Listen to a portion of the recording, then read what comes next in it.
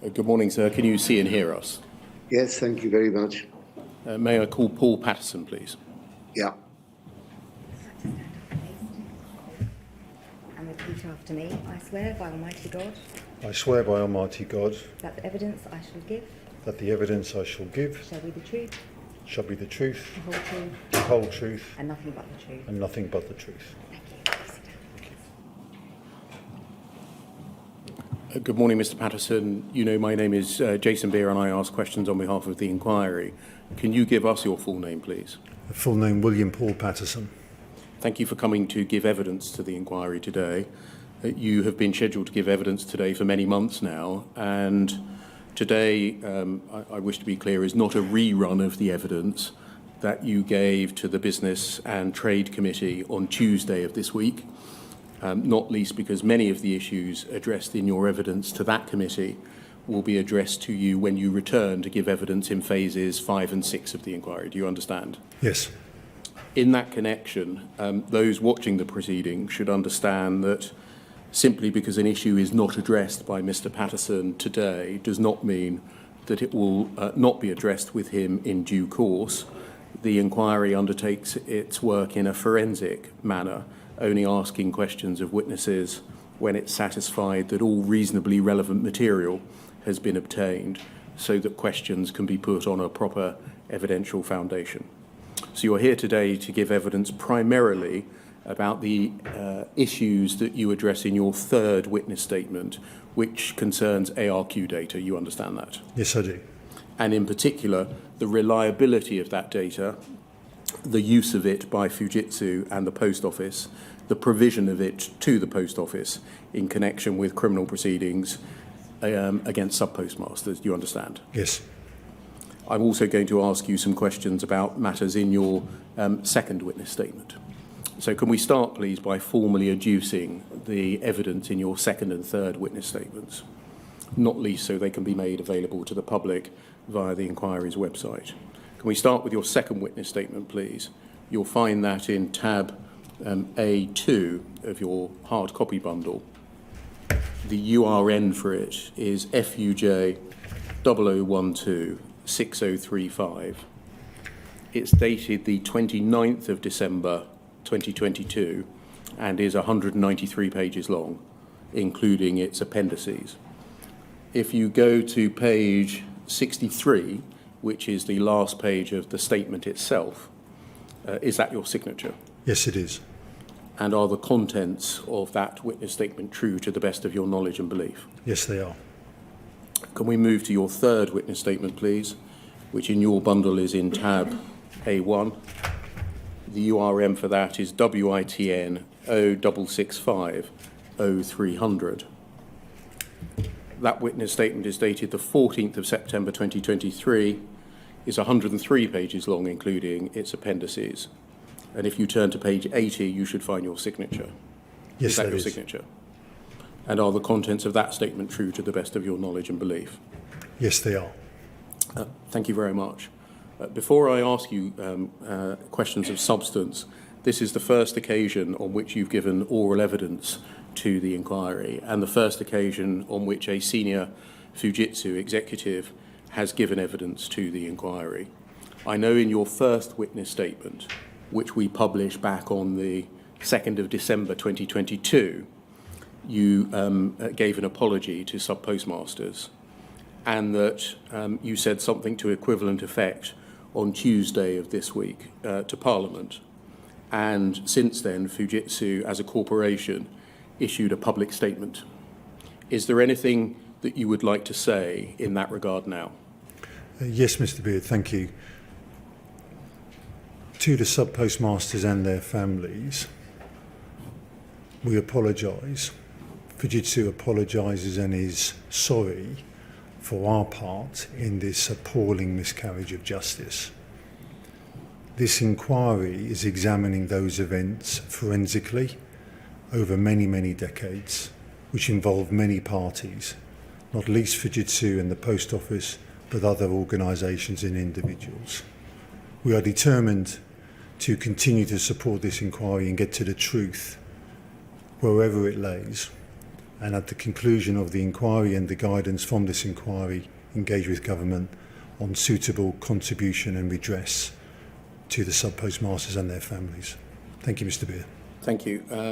Can I start with your background then, please? You are a Director of Fujitsu Services Limited, is that right? Yes, it is. Which I'm going to call Fujitsu. And I think your full title, at least according to the internet and the Fujitsu webpage, is Corporate Executive Officer, EVP. Is that Executive Vice President? Yes, it is. And the co-CEO, is that Chief Executive Officer or Corporate Executive Officer? It's actually the first one, forgive me. Right, so Chief Executive Officer. Indeed it is, yes. For the Europe region. Indeed it is.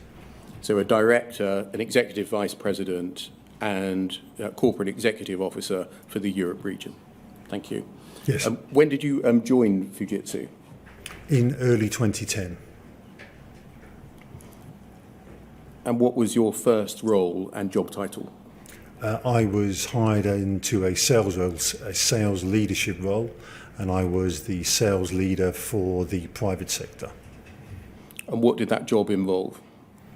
Very much focused on new business selling to Fujitsu's customers in the private sector, as was then. And what was your title again? So head of sales for the private sector. We can clearly will confirm the individual titles correctly. Did that role have any connection to or responsibility for the Horizon IT system? So subsequently, my role changed and my responsibility changed. I was in a sales or sales leadership role for the UK private sector, then including the public sector, and then that evolved into being a European head of sales role as well. Throughout that, certainly in the early part, in the middle part of that, my responsibility also included the selling of the new contracts to the post office. When was that? So approximately 2012, I think 13, is when the post office new business selling responsibility came into my responsibility. So before that, 2012, did your job bring you into connection with the Horizon IT system in any way? I don't believe so. After 2012, what was the extent of your connection to the Horizon IT system? So my connection was to the post office. We had a number of contracts with the post office, one of them being Horizon, one of them being the telecoms contract, so their home phone and broadband contract.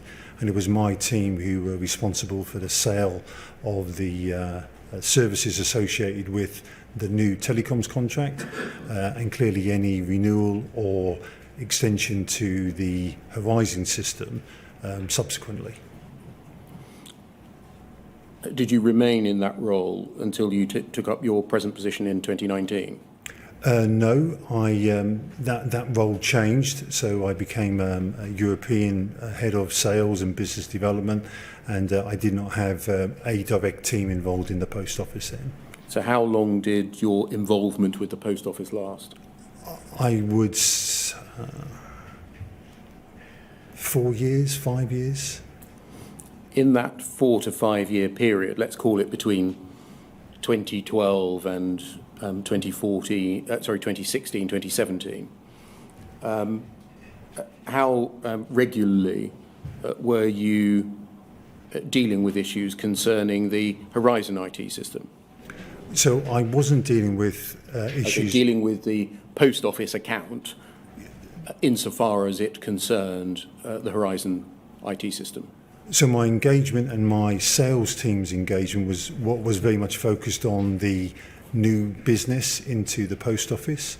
It wasn't dealing with the service delivery, albeit clearly at times in those conversations the post office may have asked me questions about service delivery, and that would have been passed on to the relevant service delivery team. That was my next question. To what extent were you cited on issues or problems with service delivery in that 4 to 5 year period, so far as Horizon was concerned? So I think in several different meetings with Post Office executives when we were discussing the changes to the contract, so I think in about 2012-13 they were looking to change the contract structure into a tower structure. In some of those meetings we would have definitely made some reference to problems given I was in the room, and that would have been handed back into the service delivery team. To your recollection, did any of those engagements concern data reliability, data integrity, or similar issues? Well, so in the pack that I've got in this supplementary pack, I think in today's hearing, there is a reference to questions asked of me and a colleague by the CIO, which we passed on to, which was talking about that very point. I'm not going to go into that in detail today. I just want to get an overview today for the purposes of the questions I'm going to ask you subsequently of the extent to which you knew of issues concerning Horizon before you became CEO in 2019, or whether you were coming to these issues completely afresh in 2019. What would be the answer to that? In 2019, in my appointment, I was, of course, aware that there were issues regarding prosecutions. Clearly, there was the public case as well. So I was aware on a personal level there were issues with the prosecutions. So I was aware of those topics. Before you became CEO in 2019? Yes. Okay. I think the email you're referring to, I'm not going to go into it in detail today, shows that you had some involvement in and were briefed about the Second Sight investigations. Yes. And the impact of those on Fujitsu. Yes. Thank you. And so overall, we shouldn't get the impression when we listen to your evidence in a moment that you came to all of the issues concerning data integrity, the provision of information and evidence by Fujitsu to the Post Office, and Post Office prosecutions afresh when you became CEO in 2019. I joined, as we already discussed, I joined in 2010, and certainly through my career inside the company, latterly, I've become more and more aware of the issues, and clearly during this inquiry, becoming more and more aware at a very detailed level. Can I turn to your second witness statement then, please? FUJ 0012-6035, and it will come up on the screen for you.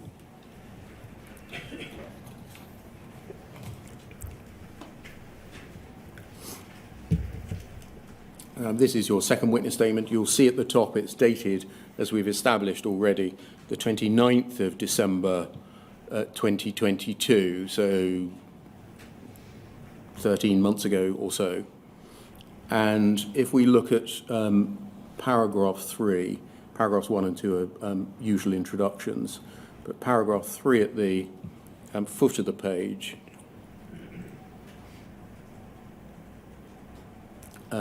as noted in your first corporate witness statement, you do not have first-hand knowledge of many of the matters set out in the statement. You wish to reiterate at the outset how the information in the statement has been compiled. You have been assisted by a team of individuals within Fujitsu and Morrison Forster, and they're the solicitors to Fujitsu for the purposes of this inquiry. Is that right? Correct. This is due to the vast amount of documentation and sources of evidence which have had to be reviewed for a period stretching over 25 years.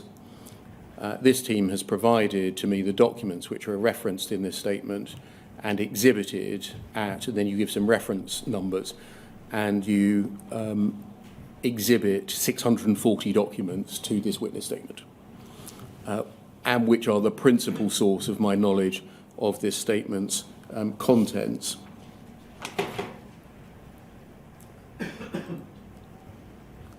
And so the information in the statement that you're giving is principally drawn from documents that have been provided to you by your team, essentially. Correct. And then if we look at paragraph 4, please.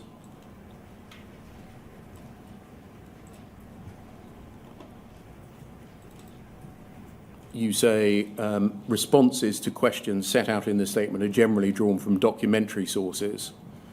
These documents have been exhibited and or are referenced. The responses provided in this second statement represent Fujitsu's current understanding of the information available. Given preparations for phase 3 were then still ongoing, it may be that Fujitsu will need to supplement this corporate statement as further material is identified and made available to core participants. Now I'm going to skip over paragraphs 5 to 189 of this witness statement. That's some 60 pages of the witness statement, which concerns phase 3 issues in the inquiry, and about which we heard many weeks of evidence back at the end of 2022 and the beginning of 2023, so primary evidence from the witnesses concerned. Can we pick up, please, what you say on page 61 of the witness statement?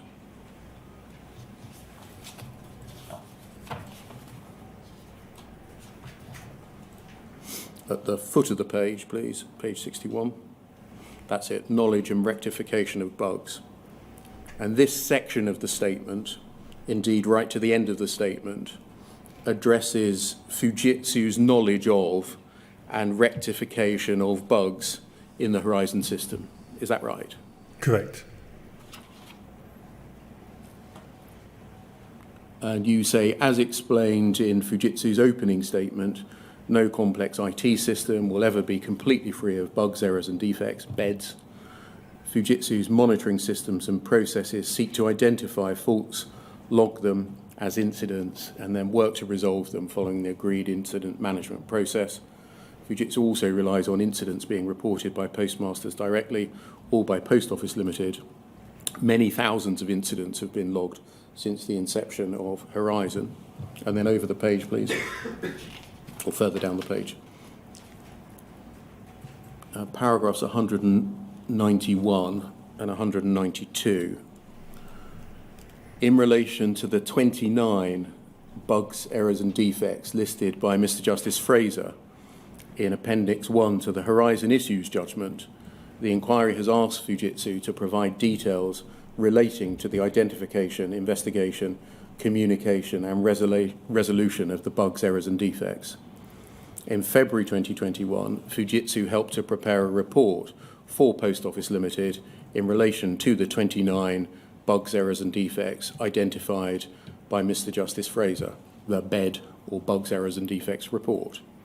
The Bugs, Errors and Defects report has been disclosed to core participants and is exhibited as your Exhibit 260.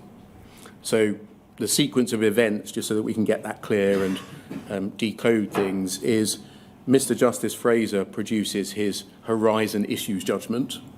That's also known as Judgment Number 6, and that was in December 2019, correct? Correct. 16th of December 2019 to be precise. That contained a number of findings of fact, both in the body of the judgment and in an appendix to the judgment called Appendix 1, which you reference here, as to the existence of bugs, errors and defects in the Horizon system.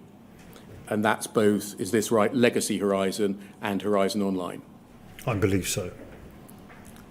And he analyses those 29 bugs, errors and defects in 418 pages of his judgment, in Appendix 1 to his judgment, amounting to some 105 pages of closely typed text. Then the next event is the event you refer to in February 2021, a report by Fujitsu to the Post Office. That's the 22nd of February 2021, so a year and 3 months after the judgment. Fujitsu writing a report to the Post Office. What do you understand the purpose of that report to have been? I'm not quite sure I understand the question. So Mr. Justice Fraser produces his judgment, finds the existence of 29 bugs, errors and defects. He spends 105 pages analysing them, and then 13 months later, Fujitsu write a report to the Post Office about those 29 bugs, errors and defects. And I was asking, what was your understanding of the purpose of the writing of that report?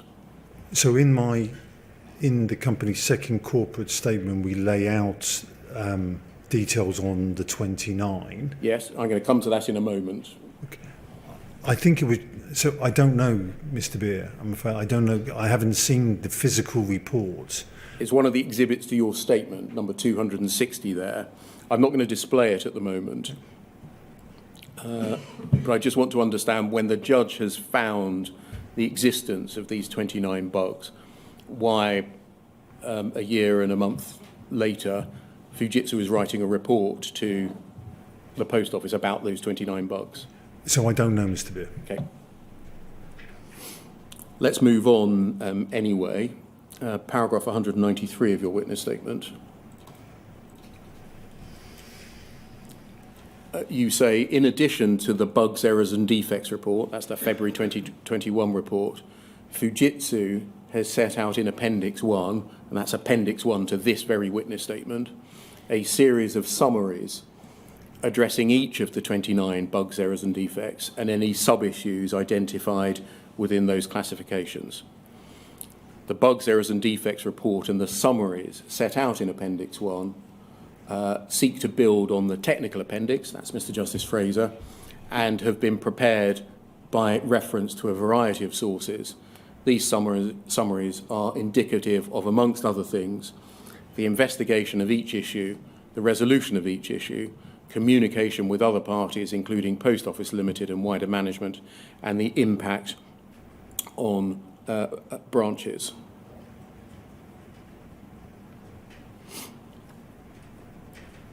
And then 194, please. The summaries in Appendix 1 are based on a review of contemporaneous documents, primarily in the form of pinnacles, peaks and kells, that have been identified as relevant to the relevant bug, error or defect. The summary should be read in conjunction with these underlying records. So that can come down, thank you. Just to summarise, in Appendix 1 to this witness statement, you've set out 29 summaries relating to the 29 bugs, errors and defects found to have existed by Mr. Justice Fraser, correct? Correct. I'm going to look through some examples of those. I'm not going to go through all 29 in a moment, so we can see what they look like and the kind of things that they tell us. But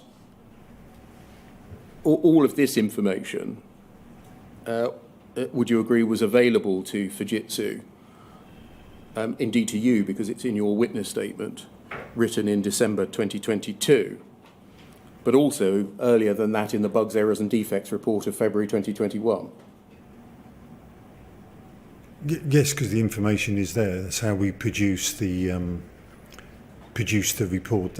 We produce the documents in the second statement. Correct. And so, in terms of something you said at the beginning of the your evidence today about the inquiry examining complex issues and the Fujitsu wanting to wait until essentially the inquiry has reported in relation to this issue, and I'm not saying that for a moment that the Fujitsu summaries of the bugs, errors and defects are complete or should be taken to be the final word on each bug, error or defect. But from Fujitsu's perspective, is this right? As a company, for the last couple of years, it has known of the existence of these bugs, errors and defects at a corporate level. Yes, in fact, all the bugs and errors have been known at one level or not for many, many years, right from the very start of deployment of this system. There were bugs and errors and defects which were well known to all parties, actually. You agree, I think, therefore, if we take the Fujitsu summaries read together with the bugs, errors and defects report as a baseline, it follows that at a senior level in the company for the last couple of years there has been corporate knowledge of the existence of these bugs. I have known about these bugs because I've seen the report. Yes, would be my answer. And so there's no need to wait for the conclusion of this inquiry to find out at least this information because it's already known to Fujitsu. Yes, correct, and it's in the statement, correct. Can we go to the examples then, please? I'm going to look at 4 or 5 of the 29 bugs. Can we start by looking at page 102 of the witness statement, please?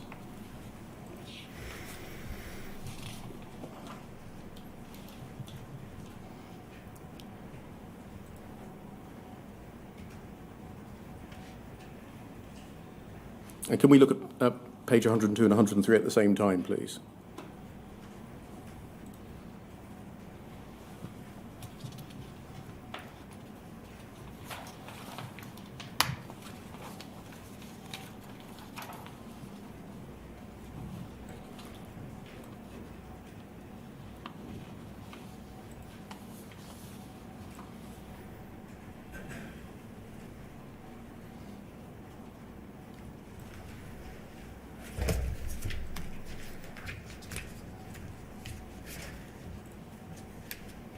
That looks like that's not going to be possible. I just wanted to get... thank you. This is what the appendices look like in your, or to your witness statement. It lists the relevant bug, error or defect. This one is bed 2, the calendar square bug. And then there are a series of bullet points, sometimes less than this, sometimes more than this, setting out in very summary form Fujitsu's position on it. Is that right? Yes. And the bullet point that always is first says documents relating to Fujitsu's knowledge, rectification and communication of the issue, including Pinnacles, Peaks and Kells, are set out in Appendix 2, and then the relevant exhibit numbers are given. So it's taking us in the first bullet point off to the relevant exhibits. And here there are about 25, 317 to 342. Correct. And I'm not on each occasion going to go back and look at the underlying material. If we can just read through then the calendar square bug. And you say a problem existed in Horizon whereby on occasion a lock was not released and a second process would then wait for a given time before it timed out and reported an error saying it could not proceed. The problem could occur in various places in the Horizon applications. In the initial occurrences, a reboot of the counter allowed the system to resume proper function with no data lost.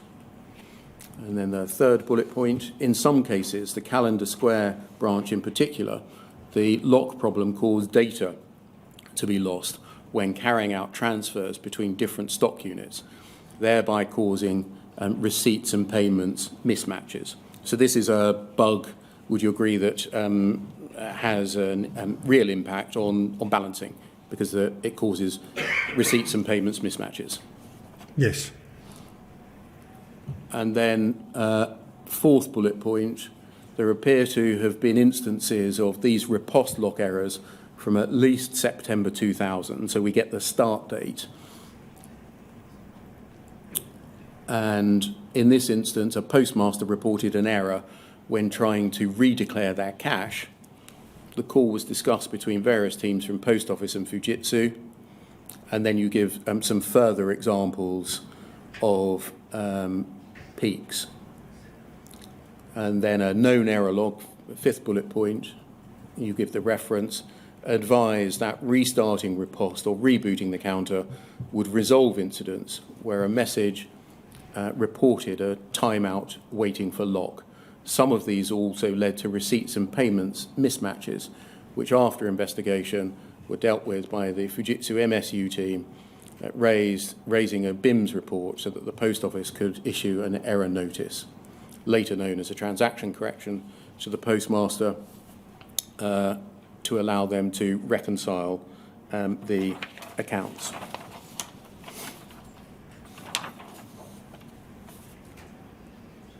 BIMS report set out the progress to the resolution of a business incident.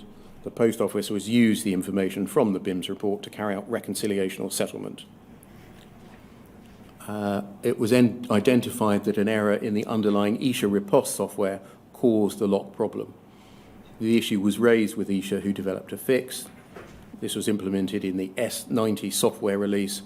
The S90 release was scheduled to start on the 4th of March 2006 for completion by the 14th of April 2006. And by the 22nd of March, the S90 migration report showed the counter release was 99.9% complete. Fujitsu monitored the issue.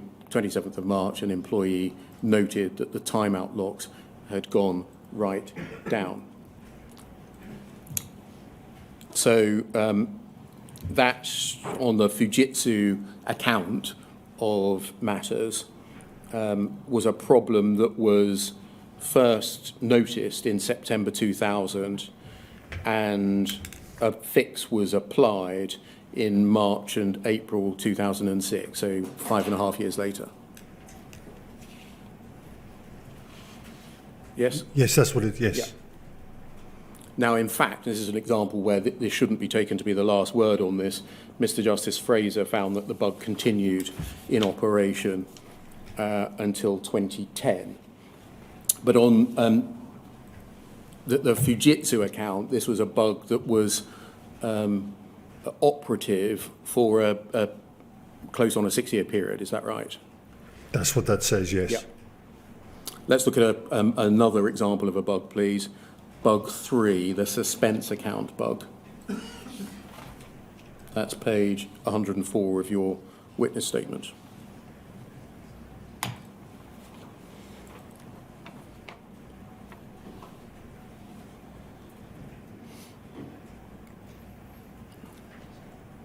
So just page 104, please.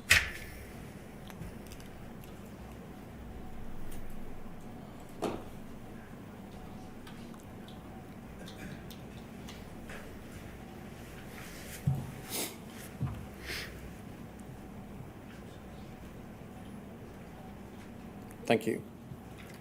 So bug error or defect number 3, the suspense account bug, the usual opening paragraph.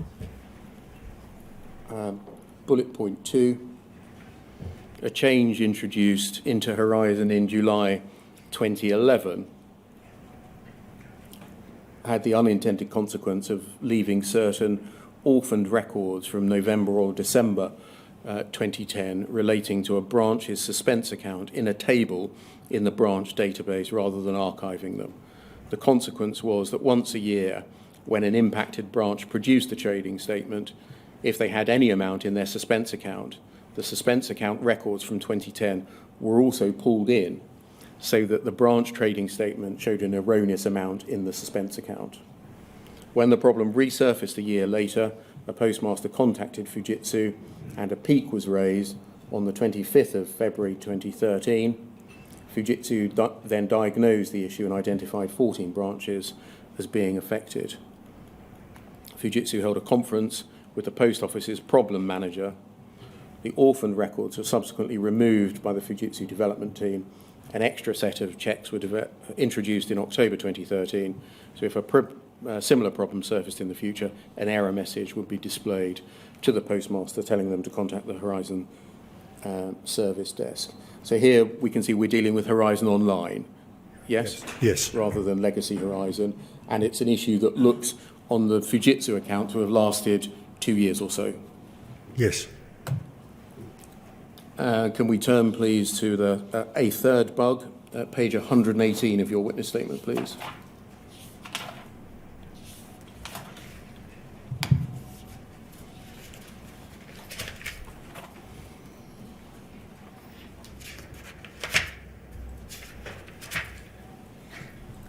This is the reversals bug. We can skip the first bullet point, which exhibits 4 documents. Second bullet point, a code fix distributed as part of the S30 release caused a problem under certain circumstances due to faulty logic. On occasion, when a postmaster attempted to reverse out a sum which had been remmed in, the balance showed double the initial amount rather than 0. according to the April 2003 service review book, delivery of S30 commenced in April 2003, and by the 2nd of May 2003, 2,135 branches were live. The initial issue was reported by a postmaster on the 24th of April 2003, sent to Fujitsu third line support, the service support centre, on the 28th of April 2003, who identified that an error had occurred. A known error log was raised, and the issue was also routed to Fujitsu's MSU team so they could liaise with the post office, who would then issue transaction corrections to rectify the accounts, following which the peak was to be routed back to Fujitsu so development could produce a code fix. So just stopping there, the bug was a doubling up problem, something that we've heard a lot about from sub-postmasters themselves. We know from other documents, I'm not asking you to comment on this, that the postmaster that raised the issue that's referred to in that third bullet point had raised the issue concerning £13,910. He had remmed in that sum as cash into his Horizon terminal, but then, for a reason that's not clear, needed to reverse that particular transaction out. Might have got the wrong figure. Person at the till said, no, I don't want you to put in that £13,910 cash. Whatever it was, wanted to reverse the transaction. They did so, and instead of going back to zero, when they were remming out the transaction, the sum doubled to £27,830. And therefore, on the system, it showed that the sub-postmaster should be holding cash of £27,820 relating to that transaction, whereas they wanted to show that they were holding none. Understood? Yes. And we can see that from the next bullet point, on the 30th of April, the Fujitsu EPOS development team identified the coding error and that it had been released with S30.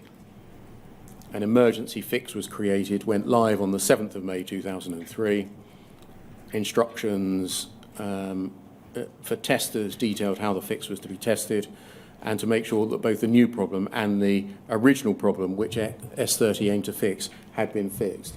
So this tells us, I think this is right, isn't it, that the error was because of an attempted fix to another bug. I think that is what it's saying, yes.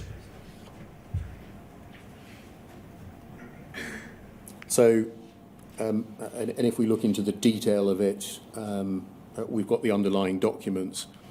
The Horizon code, the problem was the person who'd written the Horizon code had applied the incorrect mathematical symbol to reverse the remming in. So instead of applying the opposite mathematical symbol to what had been remmed in, it applied the same one as the operator had. So instead of applying a minus following a plus, it applied a second plus. Understand? I understand the maths. So yeah. I don't know whether it was all of that was behind this, but well, if we were to delve into the underlying material, okay.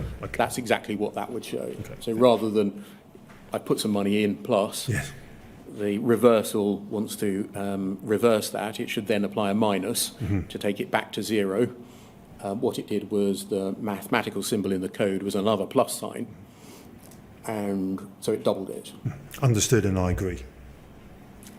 It was reported, according to that bullet point, in April, and a fix to the problem caused by the earlier fix was applied in May 2003.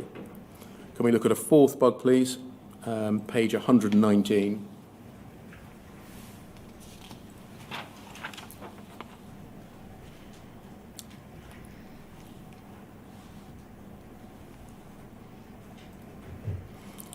This is the data tree build failure, and this is split into a number of sub-issues.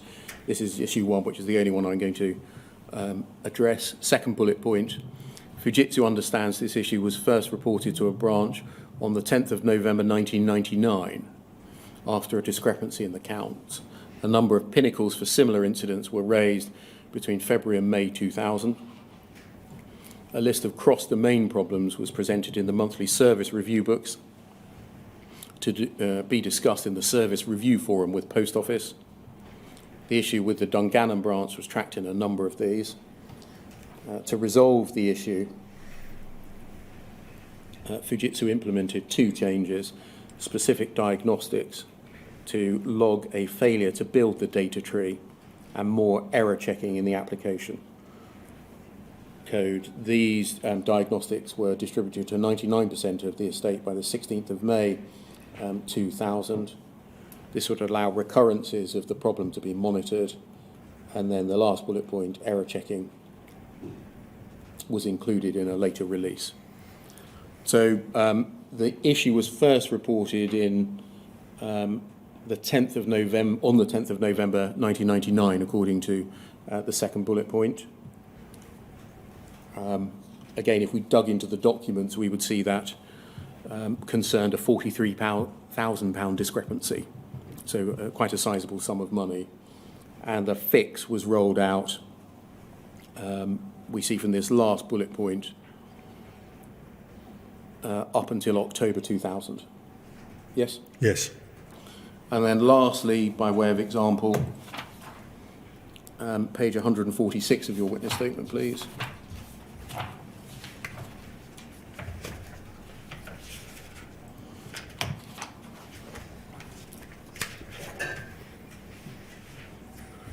Bug 18, and again, like the last bug that we looked at, there are a number of issues which have been split out, so sub-issues, and this concerns the concurrent login bug and issue or sub-issue 2 of it. Second bullet point, issue 2 concerns a receipts and payments mismatch that occurred due to a coding issue, which permitted a postmaster to transfer money from one counter to another while the first counter was being rolled over. The system should have prevented this. The incident was raised with Fujitsu on the 24th of July 2000. By the 28th, Fujitsu had established what had happened after discussing the circumstances with the postmaster and confirmed he shouldn't have been able effectively to log into 2 counters with the same user ID number. On the 1st of August 2000, a further incident was recorded as another instance of the same issue. Next bullet point, a number of detailed analyses were carried out with an interim diagnosis on the 4th of October. By the 22nd of November, Fujitsu determined that this was a transient bug caused by 2 modules in the application using different methods to communicate each other. An earlier release known as C145 should have already fixed the issue. So bug identified in July with a decision that existing release by November 2000 should have fixed it. Okay, that can come down. Now, all of those 29 summaries are there for people to read. The call participants have got them, have had them for many months now. Before you carry on, Mr. Beer, I just want to be clear about something. In the previous examples you looked at with Mr. Beer, Mr. Patterson, you referenced documents which demonstrated that the post office was made aware of each of those bugs more or less contemporaneously. All right, I'm not concerned about the detail of those documents. In that last one that we looked at, unless I've missed it, you haven't referenced a contemporaneous document or anything else to suggest that the post office was made aware of that bug. I just want to be clear about this. Is your evidence that each and every bug was notified to the post office contemporaneously or more or less contemporaneously? Or is it the case that there may have been some bugs which were not?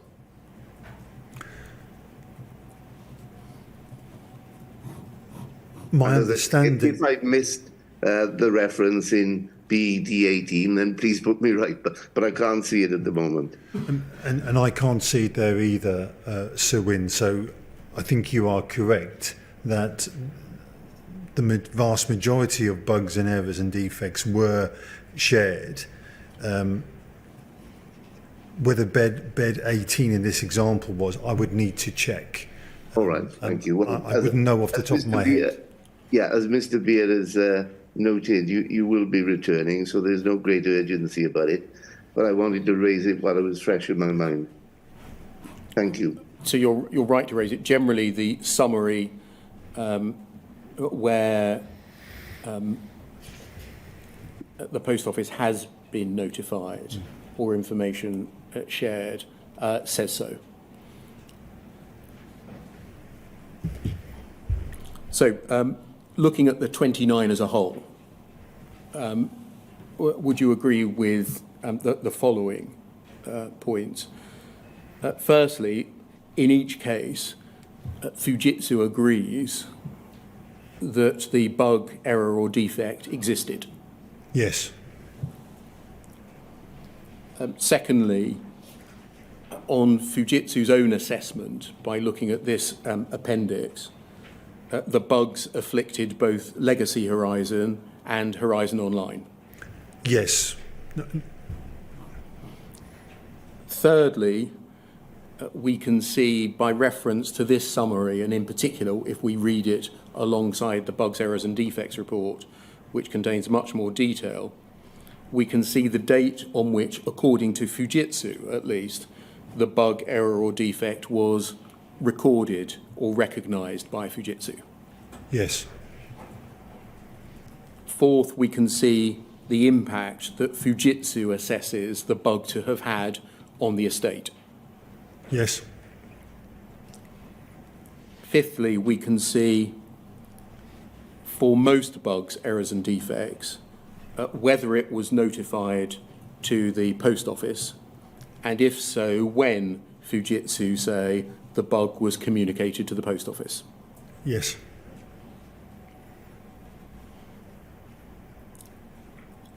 Sixthly, we can see that the earliest bug of the 29 bugs, errors and defects was in November 1999. It was one of the examples I took you to. So that was in the course of the national rollout. Yes, agreed. And the latest, I'm not going to take it to you now, was May 2018. That was the Bureau discrepancies bug, bug 14. Agreed. And so bugs, errors and defects afflicted the Horizon system on Fujitsu's own assessment for a period of nearly 2 decades. Yes. And then lastly, we can see Fujitsu's assessment of the length of time for which the bug was operative. And sometimes that was a substantial period of time. The first one I took you to, Calendar Square, for at least 6 years or 10 years by reference to Mr. Justice Fraser's findings. Yes. So I think it follows from this that it's plain that Fujitsu staff knew about bugs, errors and defects in Horizon well before 2010. Yes, I agree. Fujitsu staff knew of them on Fujitsu's own account from at least November 1999. Agreed.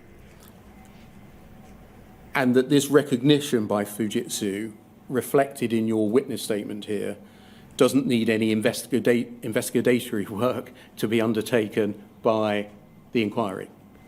No, it doesn't. It's in the notes. I agree. It doesn't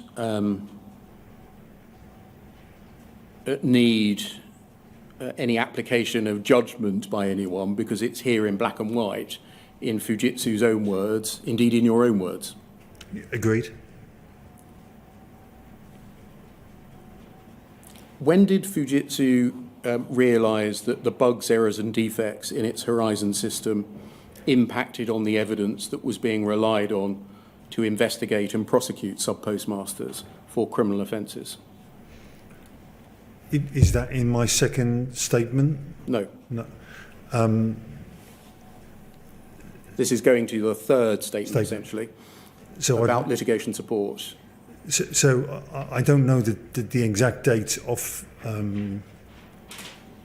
Just repeat the question again, Mr. Yes. Beers. When did Fujitsu realise that the bugs, errors and defects in its Horizon system impacted on the evidence that was being relied on to investigate and prosecute sub-postmasters for criminal offences? So I think in the company's second statement, we draw attention to the company knew several times that evidence that had been presented needed to be corrected given some bugs and errors, or the data needed to be rerun. So I think there'd be several examples in the second statement which answers your question. I can't give you the exact date on each and every one of them. I think in each particular ARQ request, it would be applied differently. In other words, I'm asking, when did Fujitsu put two and two together and realise they added up to 4? Mm-hmm. 4 being, we need to tell the post office about these bugs, errors and defects, not because there's a problem with the system that we're selling to them, but because they're prosecuting sub-postmasters on the basis of the evidence that we're providing to them. So I think there's lots of evidence of us informing the post office of that data that we've just discussed, bugs and errors, and how those bugs and errors did or did not impact the financial position as reported.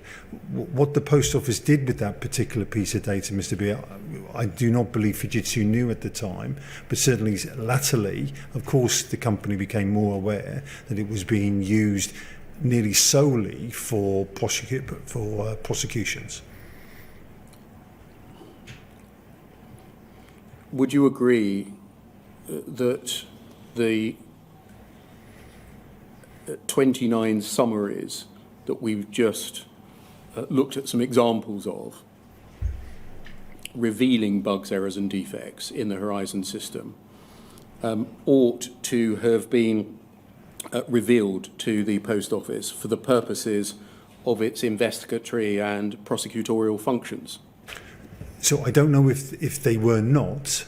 Yeah, that's a different question. I'm asking, would you agree that they ought to have been? Oh, yes, I do. You know, I think that Fujitsu employees provided witness statements to the Post Office for the purposes of the prosecution of sub-postmasters. And speaking in general terms, these bugs, errors and defects did not find their way into those witness statements. Do you know why? I do not know why. I have seen examples of the witness statements. On a personal level, I am surprised that detail was not included in the witness statements given by Fujitsu staff to the Post Office. And I have seen some evidence of editing of witness statements by others. Where there was a proposal, I think you're referring to include at least a reference to some of the bugs or some data integrity problems, and they were edited out. Correct, Mr. Beer. And I no doubt you would regard that as shameful. I would, yes, that would be one word I would use. What's the other one? Shameful, appalling. My understanding of how our laws work in this country, that all of the evidence should have been put in front of the sub-postmaster that the Post Office was relying on to prosecute them. Can we turn, please, to your third witness statement then, please?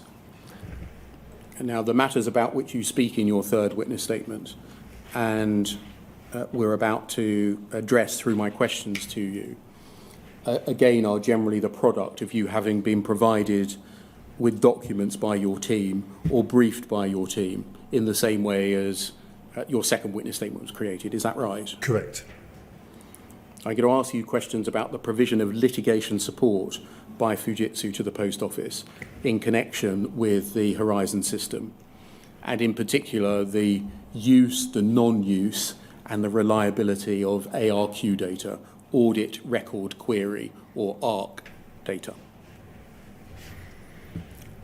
Now, you start your third witness statement, perhaps naturally, with the contractual and other forms of formal documents that regulated or ought to have regulated the litigation support to be provided by Fujitsu to the Post Office.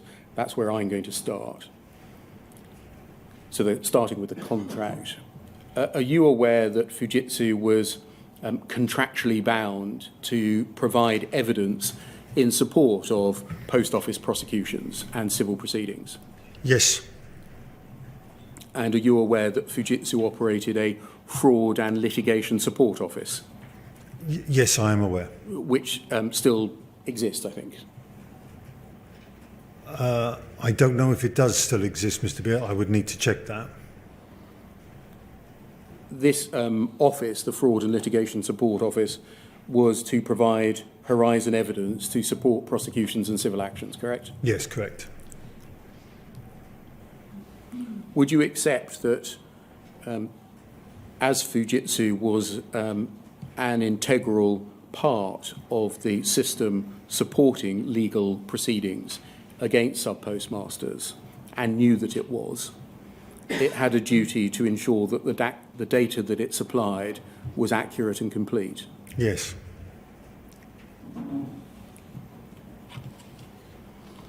Has what you discovered led you to the conclusion that the data supplied was not accurate and complete? Yes, it has. And the company made that in this statement, actually, this number 3. Can we look at just what the contract said? So this is your third witness statement, WITN 0665 0300, at page 3.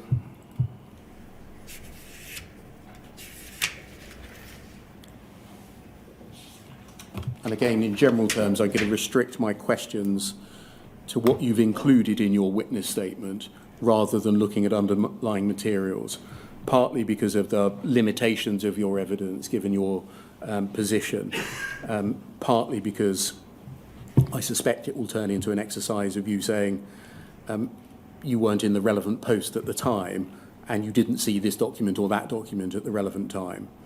But you can read the document like the rest of us, and I don't want you just interpreting documents. Can we look at paragraphs 6 and 7 then, please? You say, from the outset of Horizon, Fujitsu has been required by contract to maintain an audit trail of, quote, all transactions and events. See, for example, para 3.1 of Schedule AO3 to the codified agreement of the 28th of July 1999, and para 3.1 of Schedule D5 to V13 of the codified agreement of 23rd of November 2020. I'm not going to ask you any questions about the agreement of 2020 because prosecutions had stopped by then. This contractual obligation flowed from requirement 699 contained in paragraph 1.102 of Schedule A15 to the 1999 codified agreement.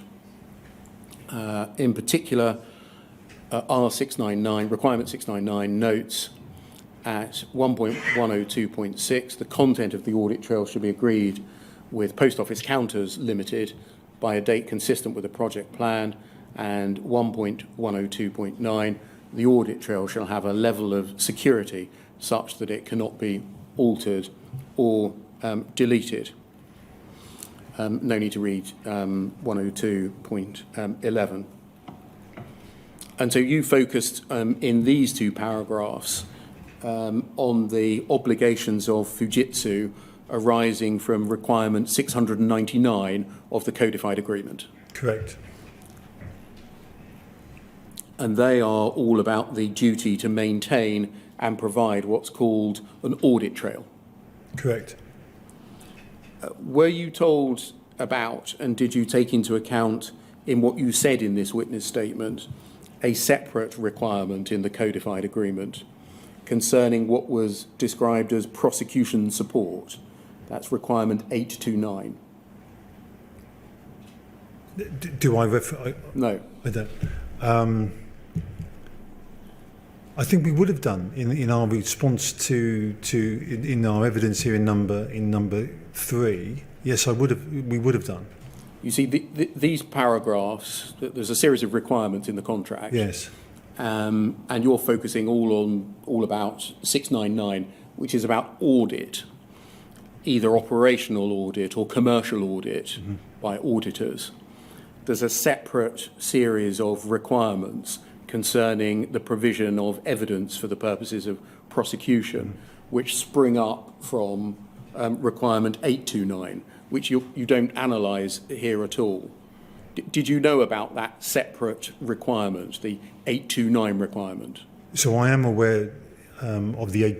I didn't know the number, but I was aware, and the company was aware that there was a prosecutory support obligation in the contract. Okay. In any event, let's look at what you do talk about concerning the audit requirement, which may be a very different thing to prosecution support. In that paragraph at the bottom of the page we've got there, you remind us that the codified agreement said the audit trail shall have a level of security such that it cannot be altered or deleted. Is it now recognised and accepted by Fujitsu that Fujitsu could and did make insertions and amendments into data which had an impact on branch accounts? The way I believe the system worked for discovering for the audit trail was to take the raw data and take a copy of that to then provide the ARQs. So I think in the ARQ data, you could filter out or add data to that. So yes. Do you accept this meant that Fujitsu could and did alter the audit trail data? So I think it does mean that, yes. I.e. do the opposite to what the requirement in 102.9 says? I think the changes or any adjustments were agreed with the post office before any action would or would not be, hence the bugs and errors and defects. So I don't think it was a secret intervention. I think it was discussed, this bug, this error causes this, make change. But I think you would accept that audit data should have been an exact reflection of the transactions taking place at the branch, no more and no less. I do agree with that. And I think the underlying data in the message store was exactly that. That wasn't what was given in the audit data. No. Can we turn to page 8, please?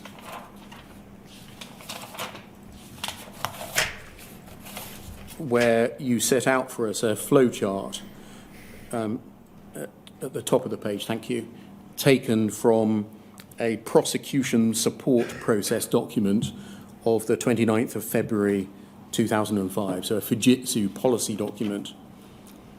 And I just want to look at the policy document. This is one of the rare occasions when I'm going to delve into the underlying material that's an annex to your witness statement. It's just so we can understand some foundational terms, get those locked down for our later discussion. The underlying document from which this diagram is taken is FUJ 0015 2209.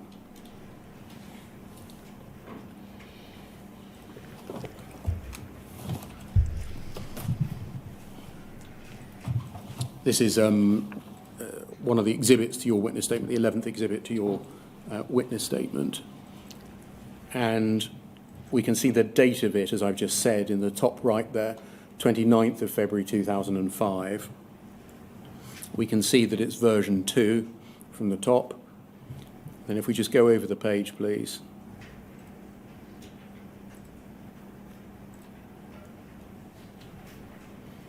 We can see from that table at the top there, I think the 4th entry on that table, that version 1 of this document was dated the 26th of November 2002.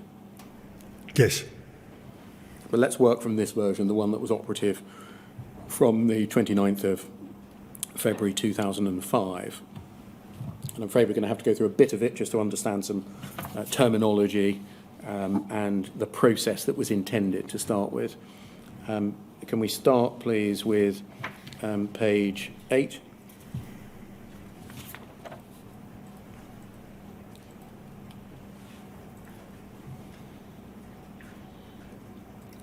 Scope of document, if we can just look at the top half of the page.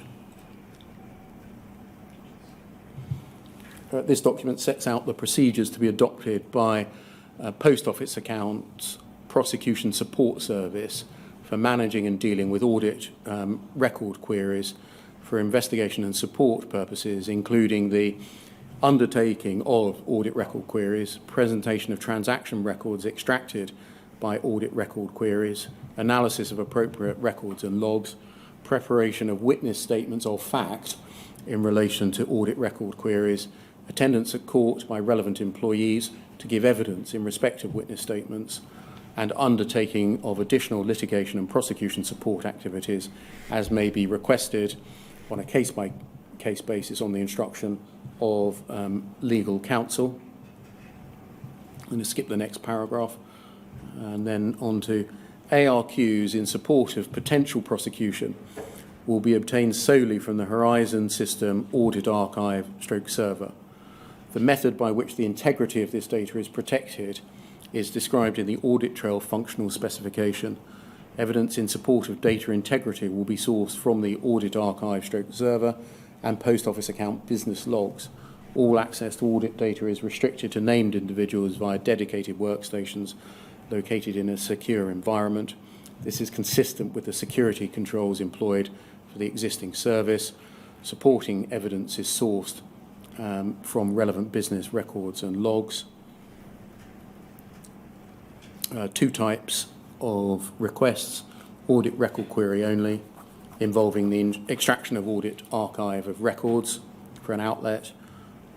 ARQ plus witness statement involves extraction of the audit archive of records plus the provision of a particular witness statement. Yes? Yes. And then if we go over to page 9, please.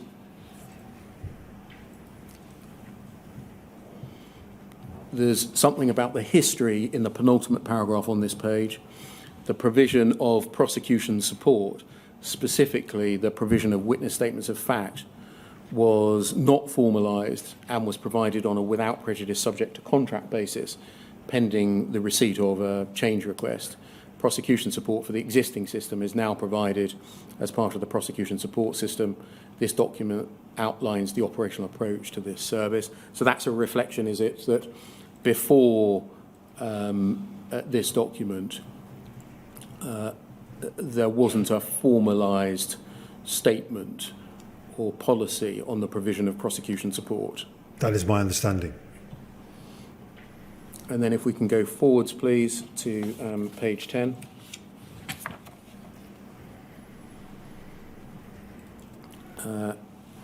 If we read paragraph 3.2 at the bottom, there is provision here about the limits or the limitations on ARQs. The number of ARQs requested by Post Office in connection with investigation or prosecution shall be the first to be met per year of 720 or 15,000 query days on a rolling basis, with no more than the first to be met in any calendar month of 60 queries or 1,250 query days. Any ARQs over and above the 720 maximum will be rolled over to the next 12-month period and count towards the total for the next year. Post Office may vary the aggregate limits of ARQs between the limits set out above and following substitutes for those limits. And there are some different figures required or provided for. And then if we go to the foot of this page, thank you, each audit record query shall relate only to an individual outlet. ARQs are limited to specific types of information, data fields, these are, and then they're listed. And then page 14, please.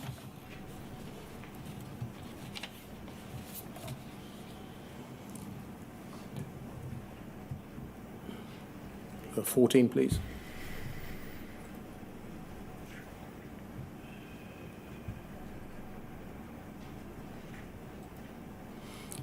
Under the heading Prosecution Support, in addition to the details at 3.4 above, which we've just looked at, Post Office shall, wherever possible, advise on the relevant section of the ARQ form whether an associated witness statement is required. See Appendix 1, which we'll look at in a moment.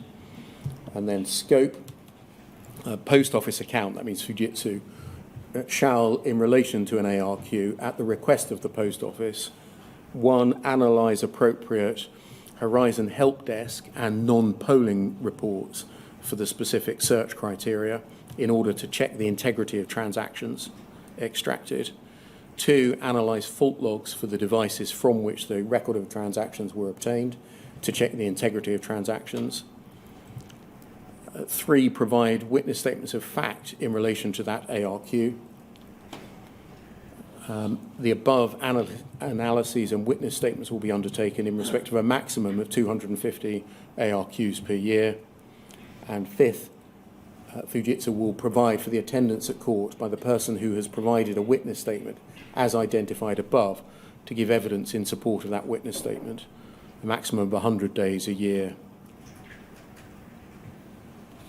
And then at page 19, please.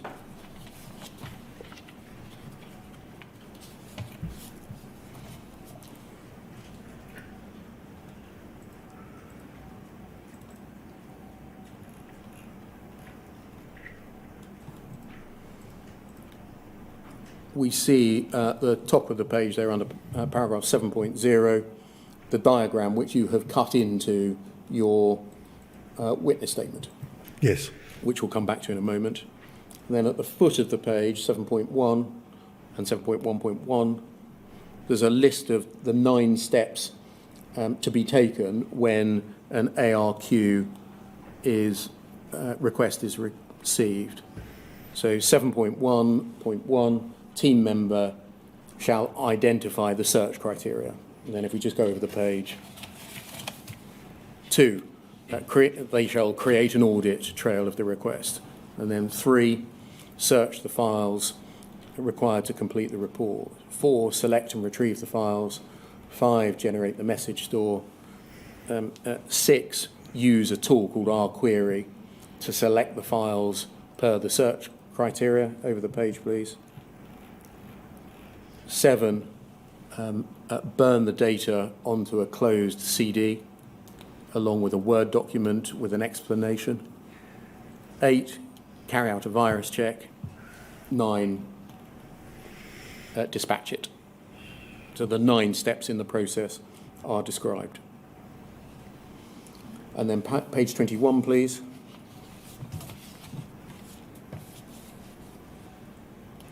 You'll remember that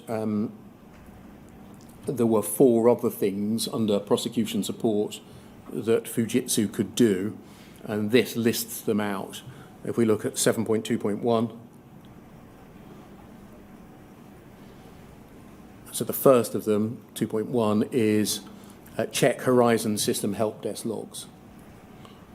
Problems or faults at the post office outlet logged with the HSH will be examined using the search criteria. So this is if the sub-postmaster has called an issue in, it ought to be discovered by searching the help desk logs. Yep. And then secondly, over the page, the second thing, as well as the production of ARQ data that was to be done, was an analysis of non-polling reports. Non-polling reports shall be reviewed for the outlet in question. Do you know what non-polling is? I'm assuming it's about the network and connecting to the main database and check. Broadly, yes. So conduct an analysis of non-polling reports. Mm-hmm. The third thing is analyse the fault logs. So any relevant pinnacles in PowerHelp logs will be reviewed through the peak system to identify any recorded faults that might affect the integrity or admissibility of the audit archive from which the ARQ queries are extracted. Peak log will detail the error relating to the site equipment and service in question. And then the fourth add-on, complete a witness statement of fact. Prosecution support will provide a witness statement of fact as far as possible to be undertaken by the person responsible for the actioning of the work so as to retain continuity of evidence. And then 7.4.1 about witness statements of fact. Any material or otherwise pertinent information shall be recorded and included in the relevant witness statement of fact. Requirements for witness statements shall be completed by the individual from prosecution support who completed the request. The statement shall follow the standard format and layout for witness statements of facts provided in evidence. Contents of witness statements of fact are flexible depending on specific requirements and the knowledge of the witness giving the statement. An example of a witness statement of fact is provided in Appendix 2. Let's just go and look at that, please. That's page 29, I think, this document.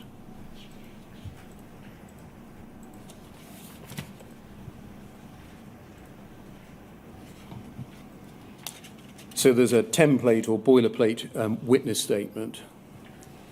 If we just look at paragraphs 1 and 2.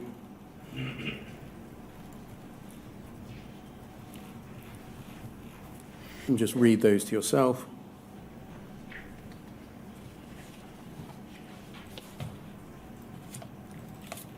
Yes. And then over the page.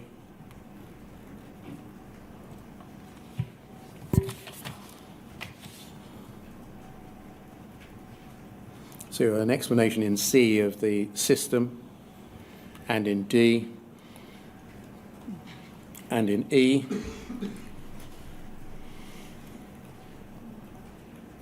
And then if we go forward to page 32, please. Foot of the page of 32.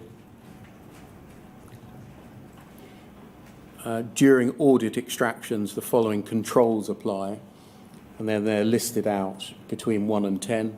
You just scroll, keep scrolling, thank you.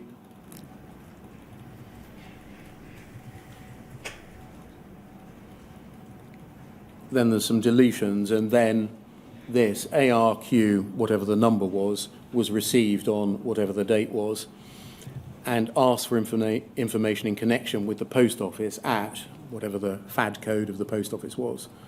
I produce a copy of ARQ as an exhibit number on various dates and at various times between two dates. I undertook extractions of data held on the Horizon system in accordance with the requirements of something and followed the procedure outlined above. I produced the resultant CD as X, as an exhibit number. That's all we need to look at there. And if we go back then, please, to page 22 of the prosecution support document.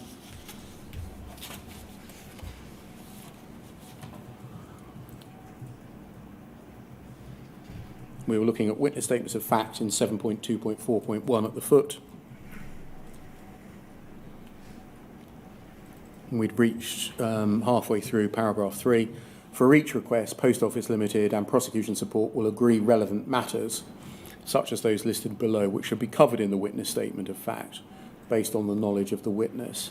1, identification information about the author, summary of the previous manual system used by the Post Office before Horizon, summary of Horizon and what information is recorded, how consistent time is recorded within Horizon, the types of report that can be generated on a counter by a clerk, over the page. Transfer of accounts from Post Office main accounts department. Brief overview of applications, how data is passed from the counter to the archive, process for extracting information for ARQs, and the controls in place to protect and ensure the integrity of that data, analysis of the ARQ when the ARQ form was received and the dates when the audit data extraction took place, a summary of the evidence provided for the request. And then 7.2.4.2, court attendance in support of a witness statement of a fact. The author of a witness statement of fact may be required to attend court in order to bear testimony to the facts. 2.5, provision of exhibits. This will generally comprise one of the following four: CDs, which we've seen, HSH logs, which we've seen reference to, non-polling reports, which we've seen reference to, and fault logs. Their back reference is essentially to paragraphs 7.2.1, 3, 2 and 3 of the document. Then over the page, please. Sorry, to page 25. Under the heading Additional Prosecution Support, there may be occasions when information is requested which exceeds that provided for. And under 8.2, expert witness evidence, to offer all the available evidence without it being requested will only serve to flood the courtroom with documentation. For this reason, expert in-depth analysis and detailed expert witness statements are rarely required, as opposed to witness statements of fact. It's conceivable that given the size and complexity of Horizon, the integrity of the witness statement of fact may be challenged by defence counsel in order to discredit a prosecution. In these cases, additional granular detail about the technical working and integrity of various systems may be required, if only for unused material. And then there's a list of the types of expert evidence that could be called upon to be provided. Above that, expert witnesses could comprise anyone within the Post Office account or its approved contractors who would be called upon to provide and testify to this additional evidence. Right, we can stop there looking at that policy document. Would you agree that this is provides quite comprehensive guidance on the provision of prosecution support by the Fujitsu Prosecution Support Service to the Post Office? Yes, it does. Would you agree that it recognises on its face a difference between evidence of fact and expert evidence? Yes. And that it treats them differently? Yes. Would you agree it sets out the steps to be taken in each case to obtain and then to disclose ARQ data? Yes. And it reflects those steps, or requires those steps to be reflected and spoken to in a witness statement? And more. So I think the ARQ data alone is not enough, and in our corporate statement we say that also. Yes, we're going to come to that probably after the break. The important point you make in paragraph 19 of your statement, that ARQ was never enough. Yes, and I think that document shows that there is a range of information that the sub-postmaster should have been presented with. If we go back to the diagram on page 8 of your third witness statement, please, WITN 06650 0300.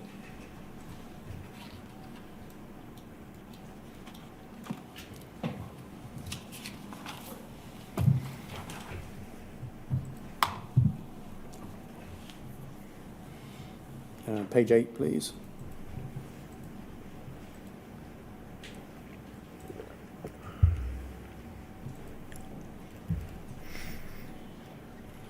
If we look at the diagram at the top, you'll see that it splits immediately. If that just can be blown up, the diagram, please. Thank you. Between on the right-hand side an ARQ form which is for prosecution support, and on the left-hand side seemingly one which is not. Yes? Yes. And it treats them differently.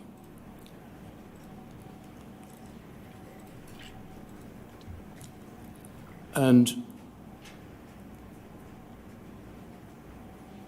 you'll see that on the right-hand side, as we've just seen in the policy document, that step 1 includes checking help desk logs. We've seen that. The second step is to analyse non-polling reports. And the third step is analyse the peaks. And as we've seen in the policy document, that's all about integrity of data. Yes.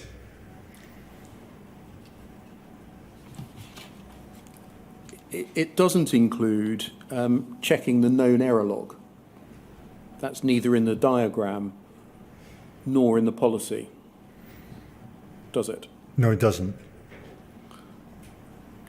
And so it's not in the diagram, it's not in the policy, and if we looked, it's not in the witness statement either, the boilerplate witness statement.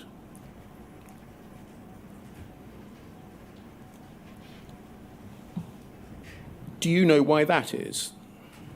That if you're wanting to look at the integrity of Horizon data, one wouldn't look at the known error log? I don't know why they wouldn't have done, and I would have expected a more holistic assessment of the entire environment that a sub-postmaster was using. So I would have expected error logs and other matters to be presented and considered. In your reading of the materials, in your investigation of the issues and in the briefings you have received, did you note any reluctance on the part of Fujitsu in the past to reveal the existence of a thing called the known error log?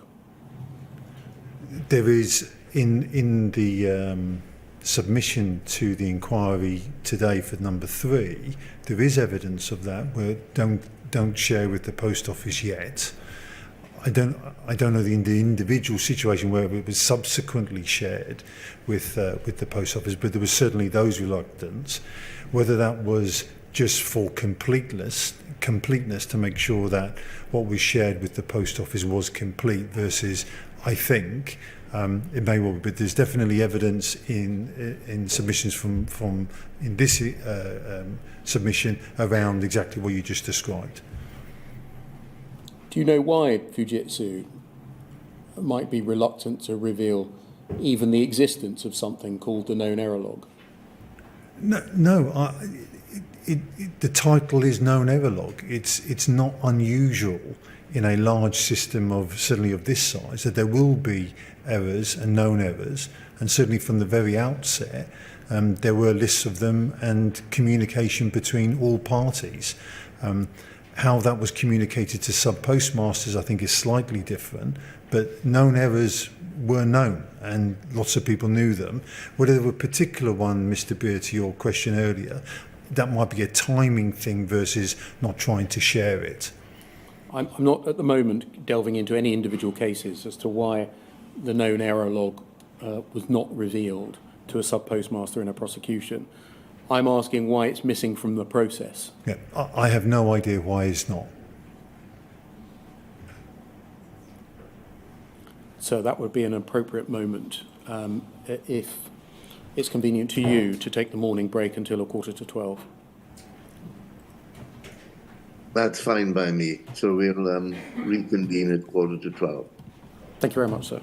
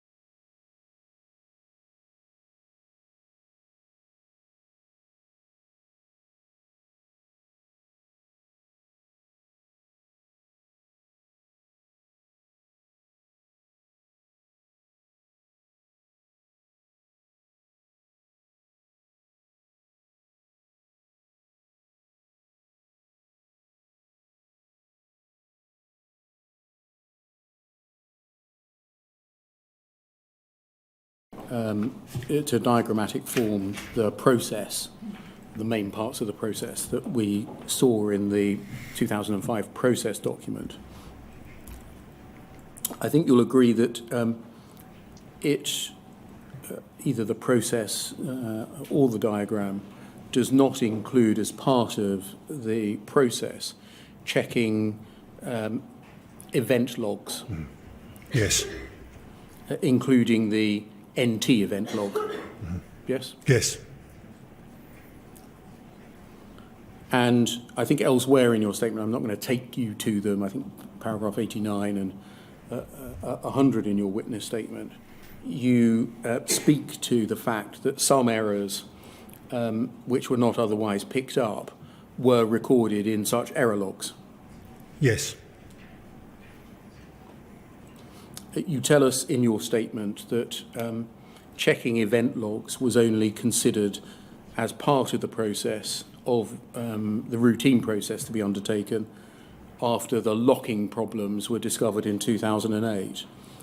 Do you know why checking event logs was only considered as part of the routine process after 2008? No, I do not, Mr. Beer. When you describe that for us in your witness statement, you say that you understood, or it is understood to have become part of the process in 2008. How do you know that it was, or it is understood to have become part of the process after 2008? Only from the information that we've gathered from conversations and documentation from investigations around the process. And that is what I think I've reflected in the submission. The process that we see in the diagram and in the policy did not include checking the message store for any notes, for example, left by SSC staff. Correct? Correct. And therefore, if SSC staff left messages when they had inserted data into branch accounts, we've heard about this from Anne Chambers, that would not be revealed by the process undertaken. No, it wouldn't be. Do you know why that check was not built into the process, checking the message store for notes left by SSC staff? No, I do not. That might record or reflect the fact that they had inserted data into branch accounts. So I do not, Mr. Beer. Why? As a result of those things that were not done, checking the known error logs, not looking at event logs, including the NT event log, not checking the message store for notes left by SSC staff, means that in the data gathering process, when the post office made a request for ARQ data, Fujitsu did not provide everything that was required to reveal whether Horizon was working properly at a particular branch at a particular time. Do you agree? I think the document requesting the ARQ, I think you said we saw earlier about witness statement or no witness statement. That document laid out the criteria for the search. Yes. It did not include those points that we've just agreed. Things. Yeah, those three things that we've just agreed on. So, and I don't know why. Would you agree that the failure to include, whether as part of the process or a witness statement that reflected the steps that were taken as part of that process, mean that Fujitsu did not provide everything that was required to reveal whether Horizon was working at a particular branch at a particular time properly? Yes, I think the witness statement and other evidence should have been far more comprehensive before it was placed in front of a sub-postmaster. Yes. Not just a witness statement, the steps that were taken. Oh, no, indeed. Yes, yes. Because the witness statement should only be a reflection of what has been done. Agreed. Additionally, we've heard evidence this week, in fact, that members of third line support, the SSC, undertook a process of filtering ARQ data before it was provided to the post office. and that filtering of data meant that some relevant data may not have been provided to the post office. That part of the process, the SSE getting involved and filtering data out, is not described in either the policy, the diagram, or the witness statement, is it? No, it's not. So it's not in the process map we see here. No, it's It's not. not in the broader policy or indeed in any other document that describes the full process. And it's not in the boilerplate witness statement. No, it is not.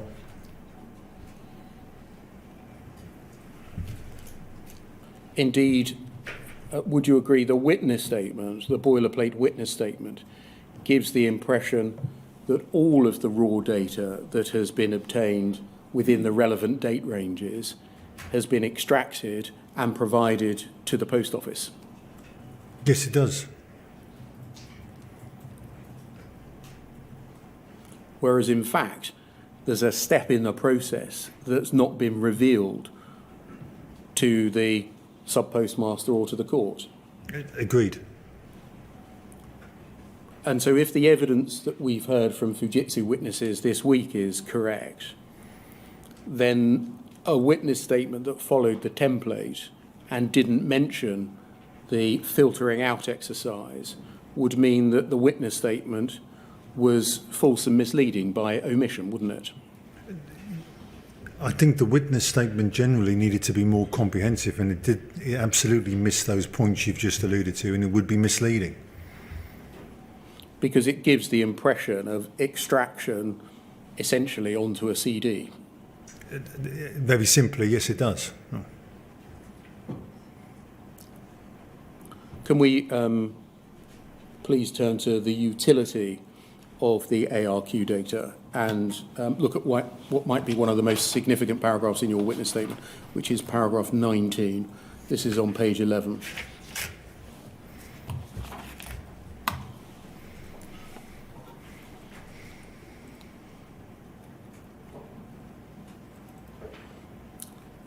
You say the inquiry has asked Fujitsu to confirm whether, in its view, the ARQ data provided to the post office over time was sufficient to enable a postmaster to understand whether Horizon was operating correctly at their branch. And indeed, that is the question that we asked you to address.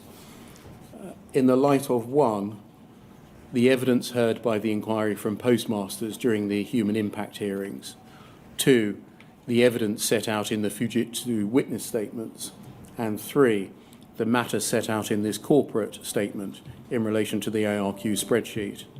Fujitsu cannot confirm that ARQ data on its own was sufficient to enable a postmaster to understand whether Horizon was operating correctly at the relevant branch in the time period covered by the ARQ data requested by the post office. Correct.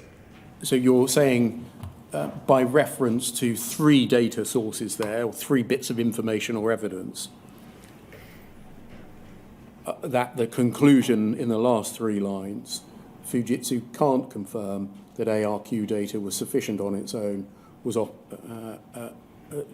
sufficient to enable a postmaster to understand whether Horizon was operating at their branch correctly. Agreed. That's, would you agree, a rather startling omission? Yes, I would agree, and but importantly, it's the truth. On its own, the ARQ data could not give a sub-postmaster all the data that they would need to determine whether everything in that environment was working correctly. Apart from the event logs that I've described that weren't accessed, the KELs that I've described, the notes left in the message store that were not accessed, has Fujitsu identified anything else that was needed to understand from a postmaster and a court's perspective whether Horizon was operating correctly at their branch? In our submission, in the company submission here, we haven't identified any other material or any other systems that needed to be interrogated. In my reading of our documentation and given what I know, I think there are other areas that may well be, in terms of the other systems inside the credence system and the pulse apps, how these things all feed into each other, should also have been checked. In the that can come down, thank you. In the group litigation proceedings in the High Court, in the Horizon Issues trial, the Post Office's expert, Dr. Warden, explained audit data as being central to the operation of the whole system. And he said it's a central principle of Horizon that the core audit database acts as a secure gold standard for branches. A central principle of Horizon that the core audit database acts as a secure gold standard for branch accounts. And indeed, the trial judge, Mr. Justice Fraser, based in part a number of his findings on this evidence and what he was told about the centrality and completeness of ARQ data. I think you'll know that from reading the judgment. Yes. And the issue that confronted the judge was, why was ARQ data not sought in a number of the cases, and the consequences for the reliability of action taken against the sub-postmaster because ARQ data was not sought. In the light of what you've said, I think you would agree that the provision of the ARQ data in the form that it was provided and the extent that it was provided was not really the gold standard at all. No, it wasn't.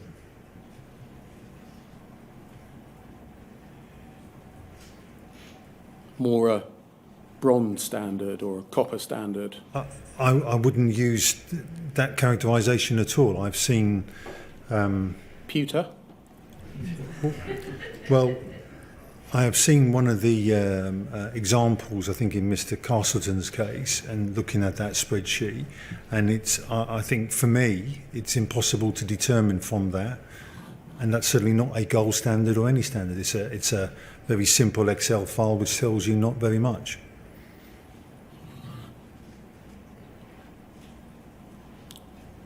Do you know why Fujitsu allowed that mischaracterization of the position to stand in the course of the group litigation? No, I do not.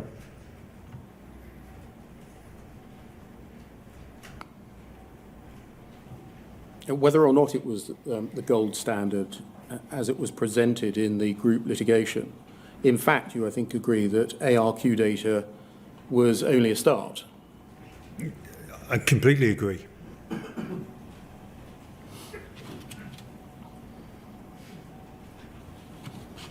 And at the very least, ARQ data ought to have been provided in any case of the investigation or prosecution of a sub-postmaster for a criminal offence.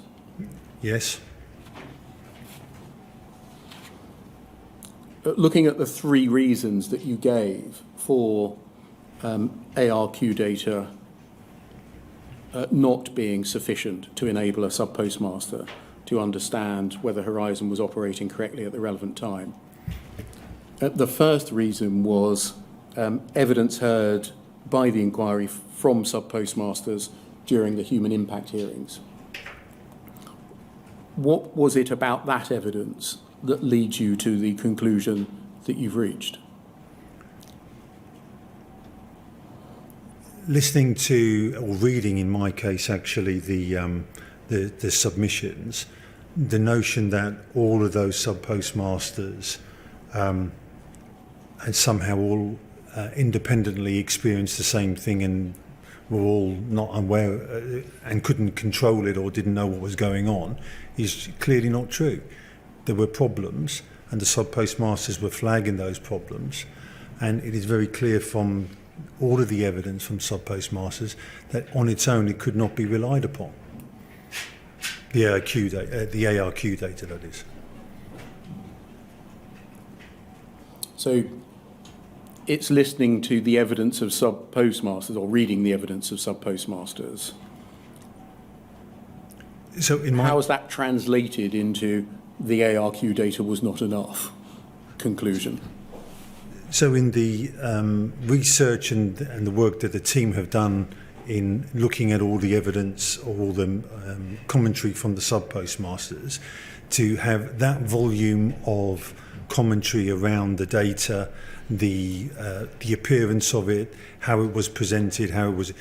there is clearly a problem in that process, and that is why we've concluded it was not on its own sufficient enough for the sub-postmasters to conclude. Thank you. The second reason you give for reaching the conclusion you do is the evidence set out in the Fujitsu witness statements. And the Fujitsu witness statements are the witness statements that were filed at the same time, or roughly the same time, as your corporate statement. Yes. They included, for example, that of John Simpkins and Gerald Barnes, from whom we've heard this week.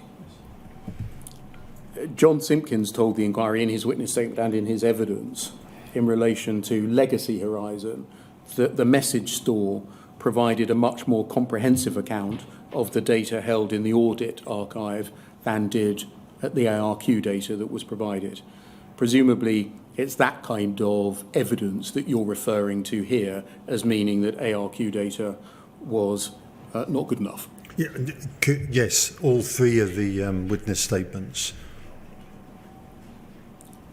And is that because in this example, the information held on the message store would have been of use to sub-postmasters who sought to challenge alleged shortfalls? Yes, and I believe in reading the witness statements from other Fujitsu colleagues, it was very clear the message store was a far richer source of that information. The third thing you mention as leading to the conclusion that Fujitsu has reached is the matters set out in this corporate witness statement. Yes? Yes. Is that essentially the 6 subtopics that you go on to address in your witness statement from paragraph 26 onwards? Yeah, it's the it talks about the table. Yep. Yeah, so if we look at the table Yes. at the foot of page 14, Yes. if that can come up on the screen, please. Third corporate witness statement, page 14.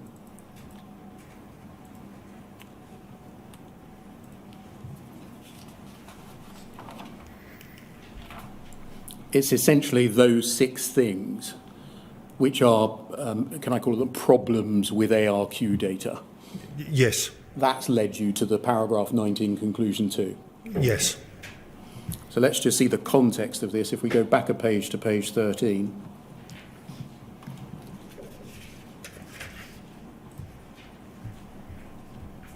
Foot of the page, paragraph 26. Inquiry has asked whether Fujitsu is aware of any cases where an ARQ log produced for the purposes of court proceedings against sub-postmasters, 1, may not have accurately matched the original log files, or 2, was or may be unreliable. Together you call them ARQ reliability. And you tell us in paragraph 27, in the course of Fujitsu's investigations to date, a number of incidents that may have impacted on either the underlying audit trail from which ARQ data is extracted or the ARQ extracts themselves have been identified. Your investigations have included both document searches and discussions with employees. They're described in more detail below, given the extensive period covered by the requests and the limitations of relying on interpreting records of technical matters without the benefit of guidance or explanation from relevant employees with contemporaneous knowledge. Fujitsu cannot be sure that these incidents contained in the witness statement are exclusive. And if more are discovered, you'll tell us. Yeah, correct. So just looking at sort of the hierarchy of problems that we're dealing with, one is that in the prosecution of sub-postmasters, in many occasions, no ARQ data was asked for or provided. Yes. Top tier problem. Second problem, in the cases where ARQ data was provided, it wasn't sufficient in itself. See paragraph 19 of your witness statement. Yes. And suffered from the defects that your employees have described. Yes. Third tier problem, in any event, there were incidents across time that affected the very reliability of the ARQ data itself. Yes. Can we look then at that third tier problem, reliability of ARQ data? So bearing in mind the health warning you give us here, that this shouldn't be taken to be exhaustive or complete. But what you are telling us is this right, that the 6 incidents or the 6 issues that you set out in the table do cast doubt on the reliability and completeness of ARQ data? Yes. Can we look, please, at paragraph 28 and 29 on page 15? You say, I understand that Fujitsu has identified approximately 2,400 ARQ requests dating from November 2002 onwards. For reasons highlighted above, it's not been possible to conduct a forensic investigation into the ARQ reliability of the audit data supplied to the Post Office in respect of ARQ requests. Is that essentially because the raw data is not available? In some cases, yes. I think before 2007, we don't have the raw data.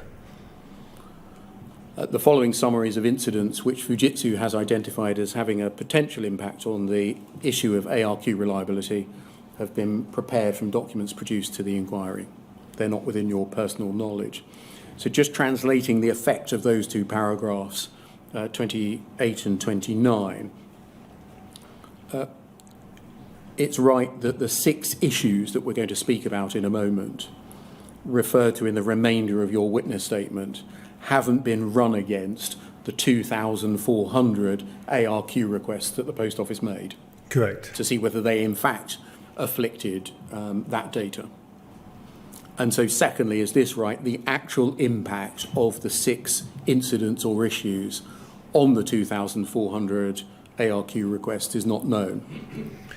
In some instances, they are very time-bound, some of these 6 topics. Yes. So they wouldn't have applied to a previous version of Horizon. So there will be definitely not all of them would have to be applied to all 2,400 because of time. Yes. Other than that, I would agree with your characterisation. But looking at it the other way round, would you agree that these 6 incidents or issues are not assessed to have had no material impact on the reliability or integrity or completeness of ARQ data? Otherwise, you wouldn't be telling us about it. Yes, agreed. Yeah. Yes. Instead, they have at least a potential impact on the reliability of some of the ARQ data. Yes. I think it follows from that, is this right, that you accept that the Post Office ought to have been told about these 6 incidents or issues? Yes, they should have been, and I believe they were. In relation to all 6? We might go through all of them now. As I said, I think earlier, there was certainly a delay in some correspondence we've seen in evidence between when a problem which could affect was communicated. But I am unaware, Mr. Beer, whether any of these were held back entirely. Okay, well, we'll look at that as we go through each of them. Okay. And just to be clear, so everyone can work out where we are, this is a completely separate issue from the 29 bugs, errors and defects. That's errors and defects with the operation of the Horizon system. This we're dealing with 6 incidents or issues, problems, concerns with the production of ARQ data. Yeah. Yes. But just going back to my question, I think it follows that you accept that the Post Office should have been told about the 6 incidents. Yes. And that's because that would enable the Post Office to either decide whether reliance could be placed on the ARQ data that it was being given or not. And if it decided that reliance could be placed on the ARQ data, then it would need to tell the defendant and the court about the issue or issues that it had been told about by Fujitsu. Agreed. So it can give proper disclosure of the flaw in the data which might cast doubt on its reliability. Agreed. That's why they needed to be told. I think it's clear from the evidence you're going to tell us about a number of the 6 issues that the incidents were indeed known about by the Post Office, and discussions took place at a senior level between the Post Office and Fujitsu, including the consequences of the error and whether compensation needed to be paid by Fujitsu to the Post Office. Is that right? Compensation from Fujitsu? I didn't quite catch the last part. Yes. Sorry. When we look at one of the incidents, we'll see that there was a threat of litigation from the Post Office to Fujitsu. Was that the broken audit trail? Yes, it was. Yes, indeed. No, I understand. So I agree with you, Mr. B, on that one. Yeah.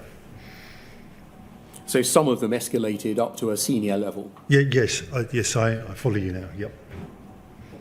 Are you aware of any instances where there was a known or suspected issue with the ARQ data, and that ARQ data was nonetheless relied on by the Post Office in a civil or criminal proceeding brought against a postmaster? Have you got an example? Or? I'm asking you whether, as part of the process that you've gone through, you have, and your company has discovered, never mind the 2,400 requests that were put into us by the Post Office, let's look at the ones that actually resulted in criminal proceedings and a conviction. Can we see whether any of these 6 bugs, I'm going to call them, afflicted the reliability of that data? So my evidence says yes, it could have done. Yes, it could have done.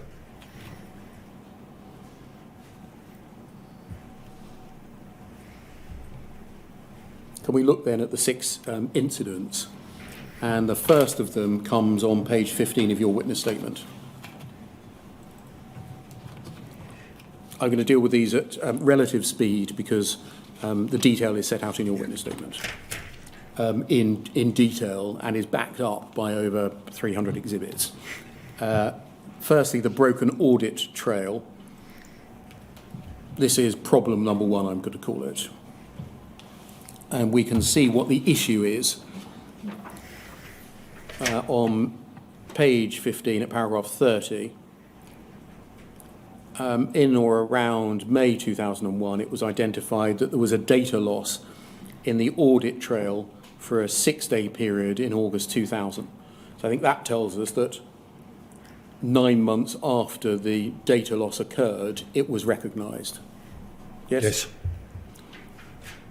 At this time, audit data was gathered by an audit server and written to a tape for long-term storage to be retrieved when needed. 2 data centres at Bootle and Wigan, which contained the main Horizon servers. And then you go on to describe in more detail how the data loss occurred. And then if we look at the second point, which is notification to the Post Office, that's page 33, sorry, paragraph 33 on page 17.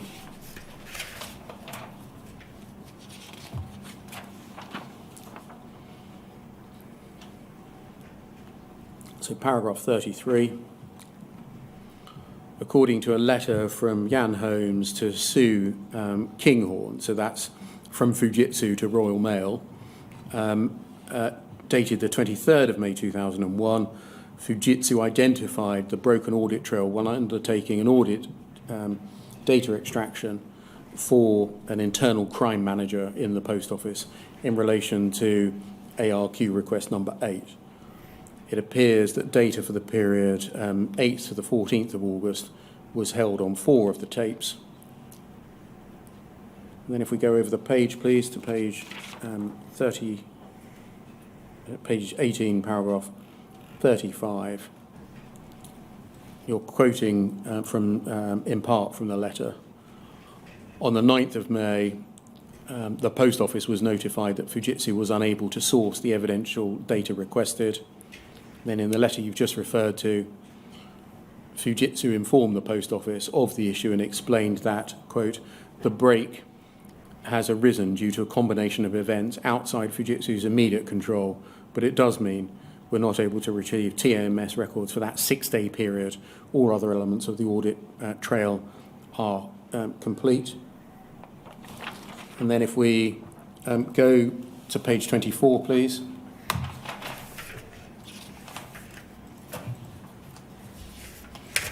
In paragraphs 40 to 51, you have described for us the attempts to recover and rebuild that missing data. But the essence of it is in this paragraph 49 here. By October 2001, the backup tapes had also been recovered from the relevant data centre. In order to reconstitute the audit data from the backup tapes, a pseudo-audit server was built, which the backup tapes were loaded onto.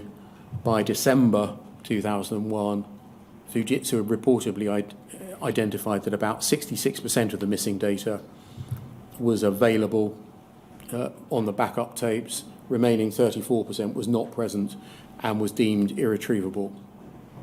Gap in audit trail was therefore said to have been reduced from a period of 6 days to less than 24 hours. Correct. So is that an example of the what you would describe as a limitation in time of the effect that this issue had on the audit trail? Yes. And then if we go forward to page 27, please.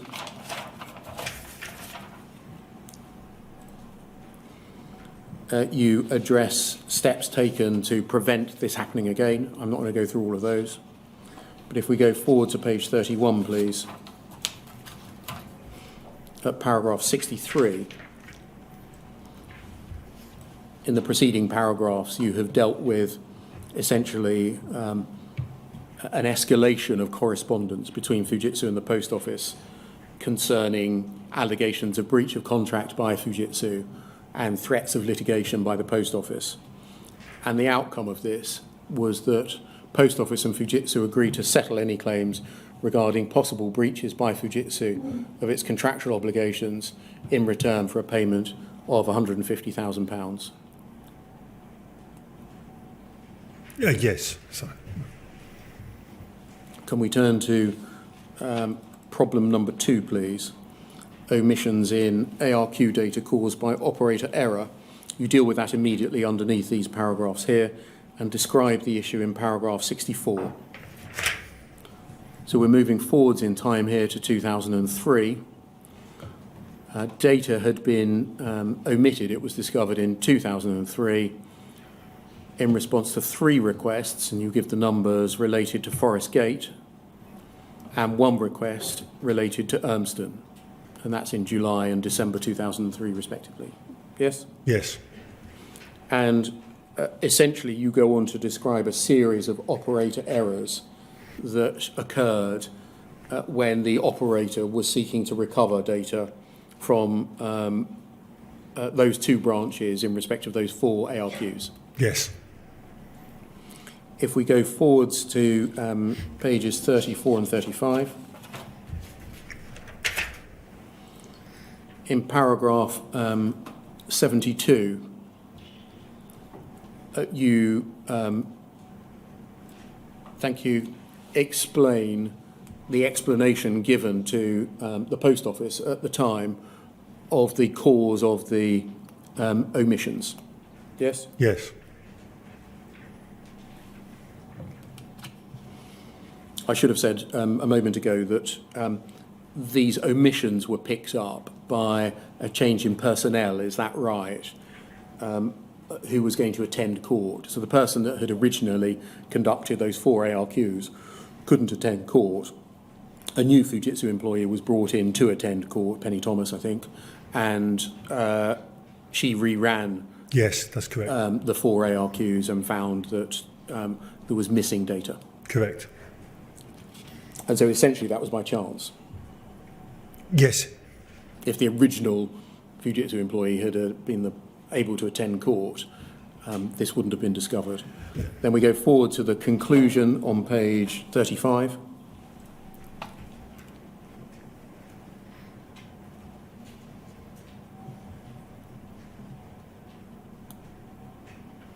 Paragraph 74.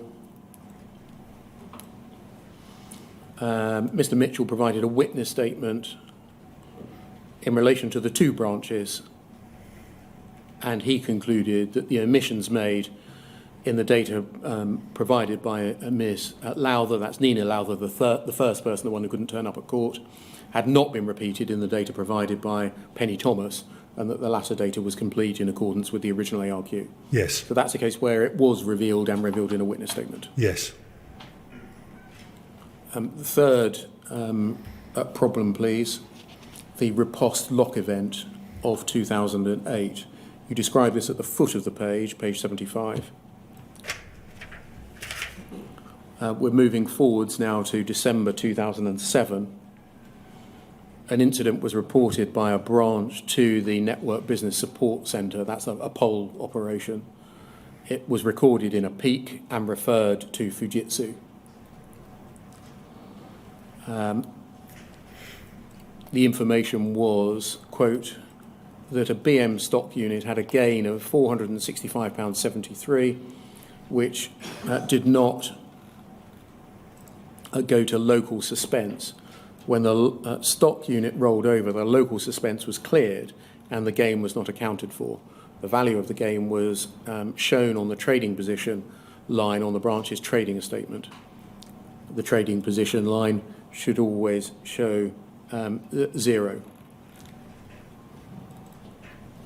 Now, in the following paragraph, 76 to 109, you set out the history of this riposte lock event, which had that effect there, and how it was first identified by Fujitsu in 2007 and then extensively considered during 2008, during a series of calls, emails and meetings, culminating in an internal email and presentation to Fujitsu employees on the 17th of December 2008.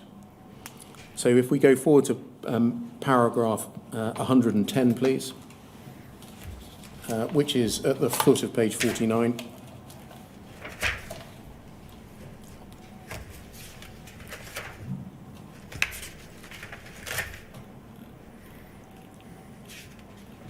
This is about when the post office were told. On the 7th of January 2009, a Fujitsu employee notified Sue Lowther of Post Office and David Gray of Post Office about the 2008 ARQ issue via email.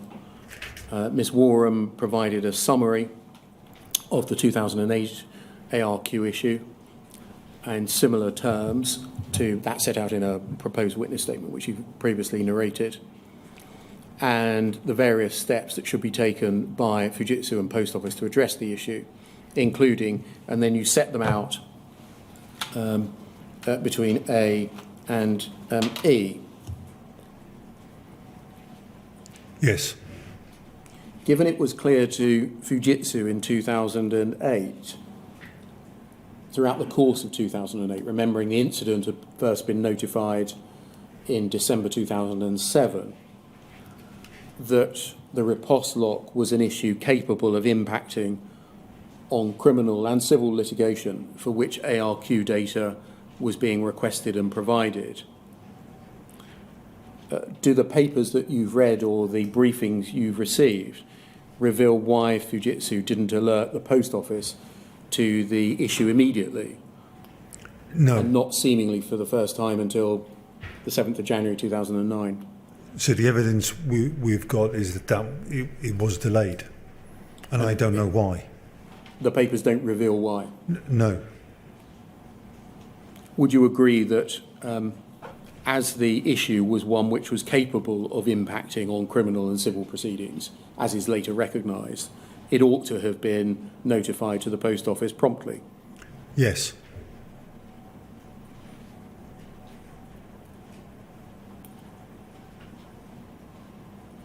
Can we just look, please, at the email that you refer to here in paragraph 110? If we just go back, please. At the foot of the page, you refer to the email on the 7th of January.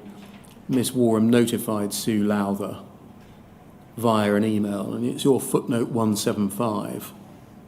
Can we look, please, at FUJ 00155399?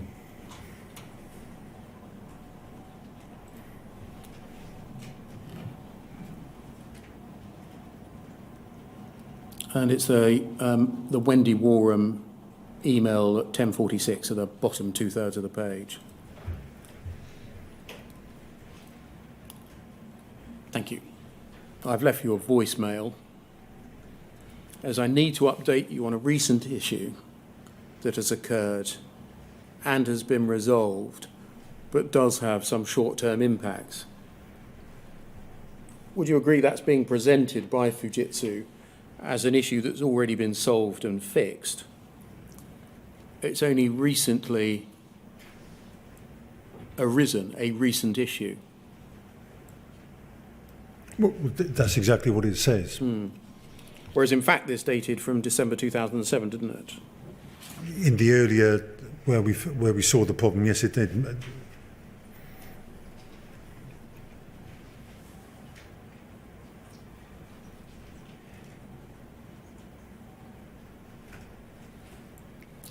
Going back to your paragraph 111, please.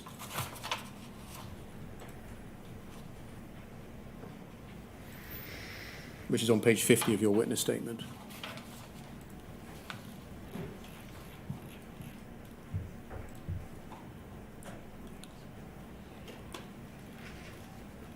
You say Miss Thomas forwarded Miss Warham's witness statement to Dave Posnett in Post Office, attaching a proposed witness statement. Can we just quickly look at that witness statement, please? It's FUJ 00122604.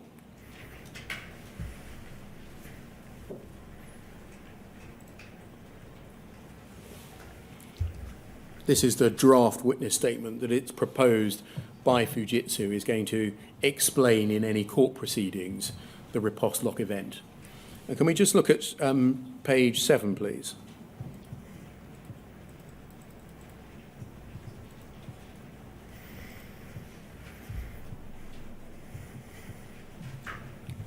And at the top of the page, so if we can look at the top half. In December 2007, an occurrence was reported in one office. This led to a previously unseen database log where an administrative balancing transaction failed to be written to the local message store database. This generated a generic and non-specific software error. A financial imbalance was evident and was subject to investigation by Fujitsu and Post Office. The financial imbalance has been resolved. A software correction was applied across the estate in early November 2008 to ensure that any such event generated would be monitored. Testing of the correction has established that the unmonitored error does not occur elsewhere in the system. It's proposed by this witness statement, would you agree, to summarise the issue by offering reassurance that testing confirmed that the issue did not occur elsewhere in the system? Yes, that's what it's trying to do, yes. And so effectively reassuring the Post Office that this was an isolated incident not affecting any other case in which ARQ data had been supplied. That would be the inference from this, yes. That's not accurate, is it, on the information that you have been provided with? Because it lasted longer. Yes, well, the fix in November 2008 is about monitoring the event after that time. What's overlooked is the operation of the event from December 07 Yeah, until so before, November 08. yes, I agree.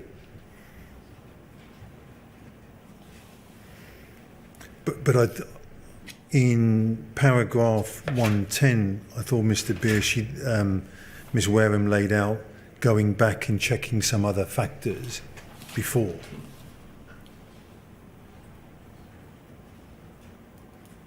Which I thought was the point A.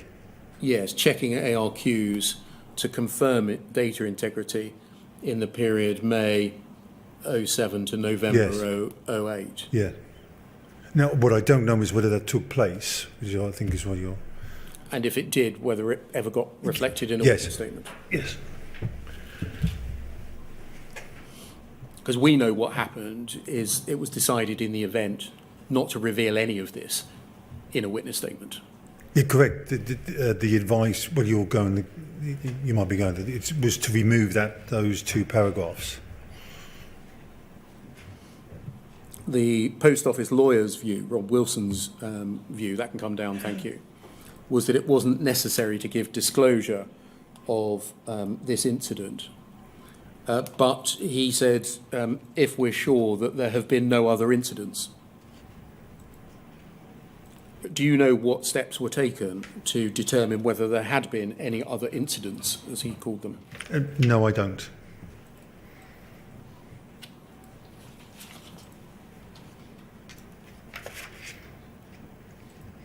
Are you aware overall of the provision by Fujitsu of information of the outcome of any investigation as to whether the 2008 data log had affected any other ARQs?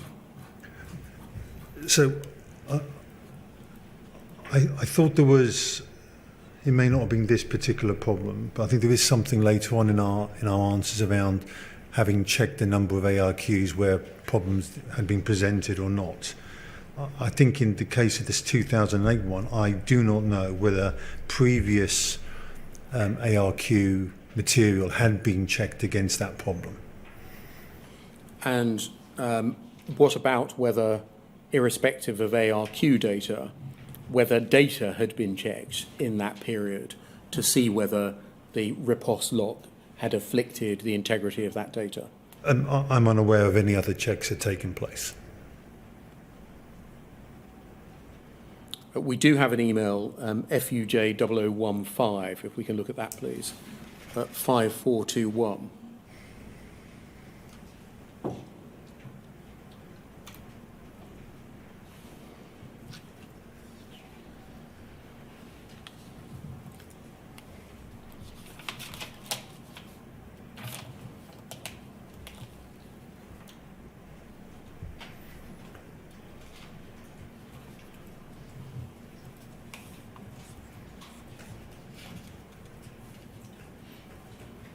FUJ 0015 5421.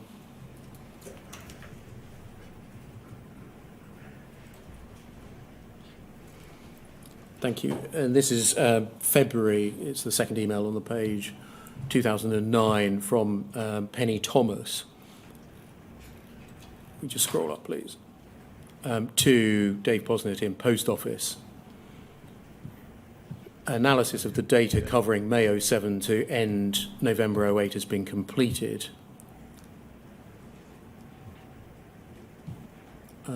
Second line, next paragraph, 27 instances of concern were identified. They've been fully analysed. We can confirm that the locking was caused by contention between the end of day process and a riposte checking, a checkpoint being written. No transactions or balancing activities were affected. So I think that answers the first point that we were looking at, whether there had been a back check over Yes. that relevant period. But that's in relation to 195 ARQs. It's not in relation to data that hadn't been the subject of an ARQ. Correct. And that's what I was referring to, Mr. Beer. I said I thought that there had been some analysis back then going back to the ARQs that had been submitted. Can we turn to the duplicate transactions issue, which is problem number 4? This is paragraph 118 of your witness statement, which is on page 54.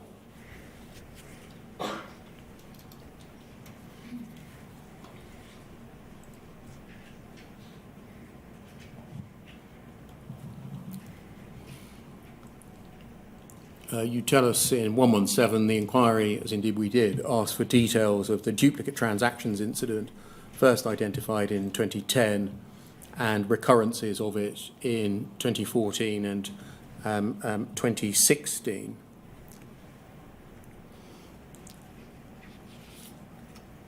You describe what the incident was in paragraph 118 onwards. I'm not going to rehearse that. It's quite straightforward.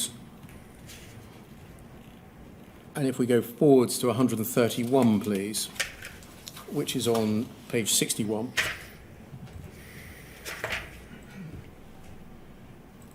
You indicate in paragraph 131 that Post Office were informed about the incident on the 30th of June 2010. Yes. And I'm going to summarise the relevant email. It stated that Fujitsu had identified the affected ARQs. It had already developed a workaround, and the workaround would enable anyone looking at ARQ data to identify the duplicate transactions and ensure that they weren't brought into account. Yes. And presumably the idea of that is to reassure the Post Office that the data still had integrity. If you use the workaround, you could still rely on the data. Yes.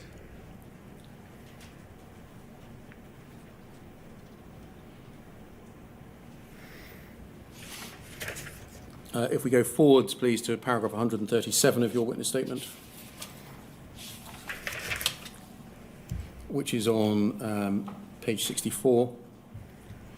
Between 137 and 140, you refer to the fact that the Post Office requested a witness statement to explain the issue and the workaround.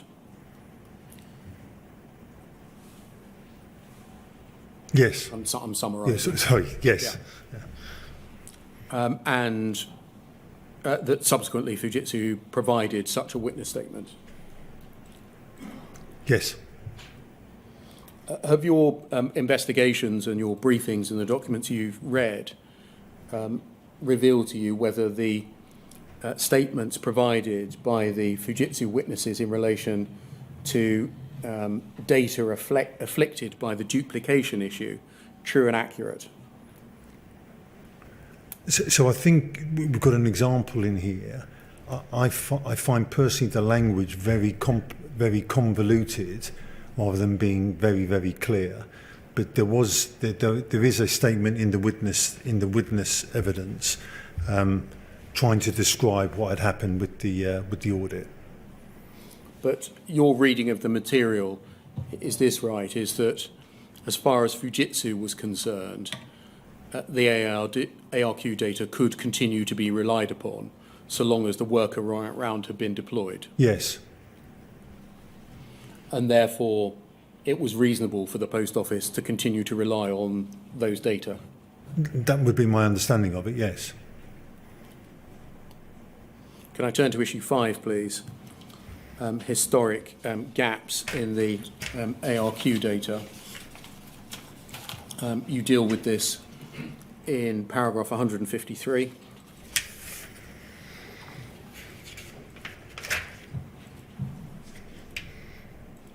And I think this is new material. Sorry, it's on page 73.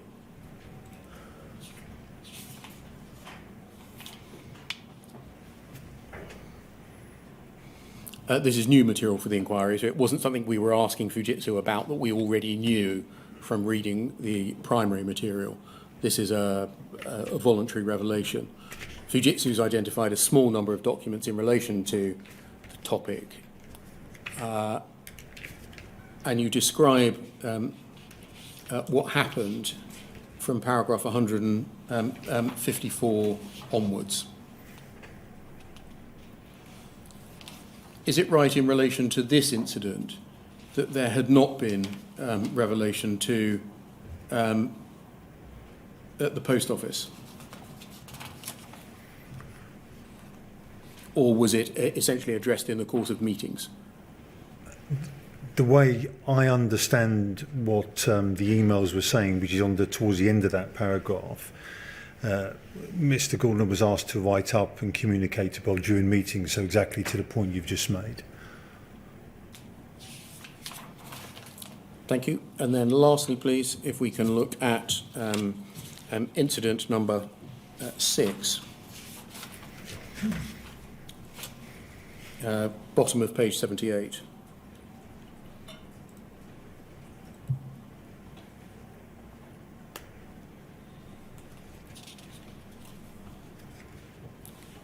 In addition to the 5 other issues, I understand that Fujitsu has disclosed to the inquiry 102 documents from its peak database, its pinnacle database, and its known error log database. These have been identified as records of incidents referring to the ARQ process in the context of court proceedings. Over the page, many of these documents relate to system changes and support issues. However, there are certain peaks set out below that could be relevant to the issue of ARQ reliability. But in the course of time available, those 8, I think there are in total, peaks haven't been analysed. Is that right? Correct. And does that remain the case? Yes.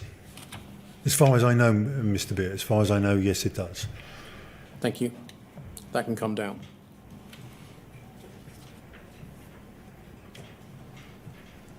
Would you agree that that collection of 6 incidents presents a rather sorry tale of the reliability of ARQ data? Yes, it does. There were many, as is the evidence we've just been through, many bugs and errors throughout the time with the Horizon system in all 3 of its, or certainly in its first 2 incarnations. So yes, I would agree with you.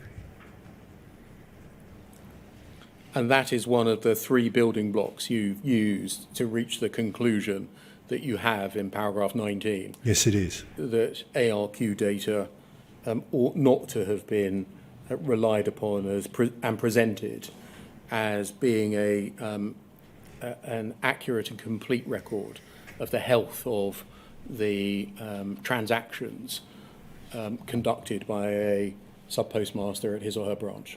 Agreed, and I would expand it slightly to say, I think just for the overall health of the system, which I think was one of the earlier questions, I think for the sub-postmaster that data on its own is not sufficient.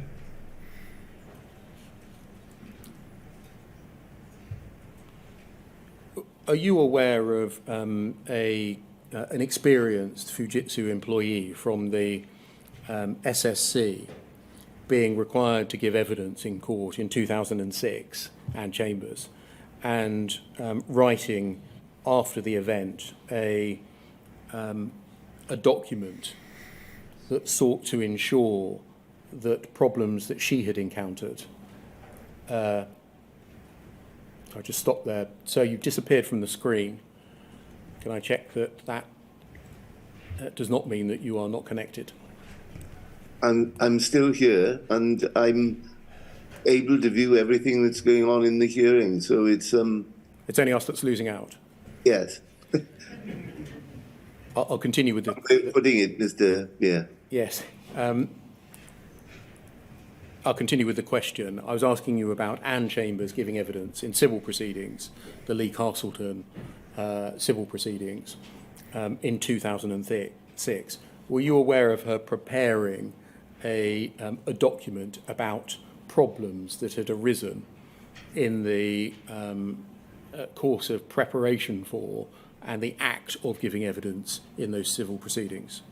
So in the pack, there is it's one of the in the supplementary pack there Yes. is her document that you're referring to, which After I've Ford's read. document. Forgive me? It's called Afterthoughts. Afterthought, yes. Yes, so I have read that document.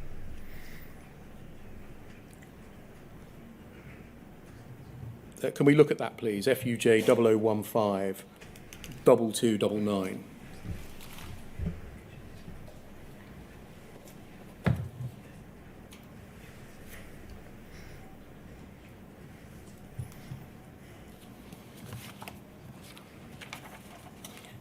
Can we see from the second page at the foot, it's signed off by Mrs. Chambers, on the 29th of January 2007.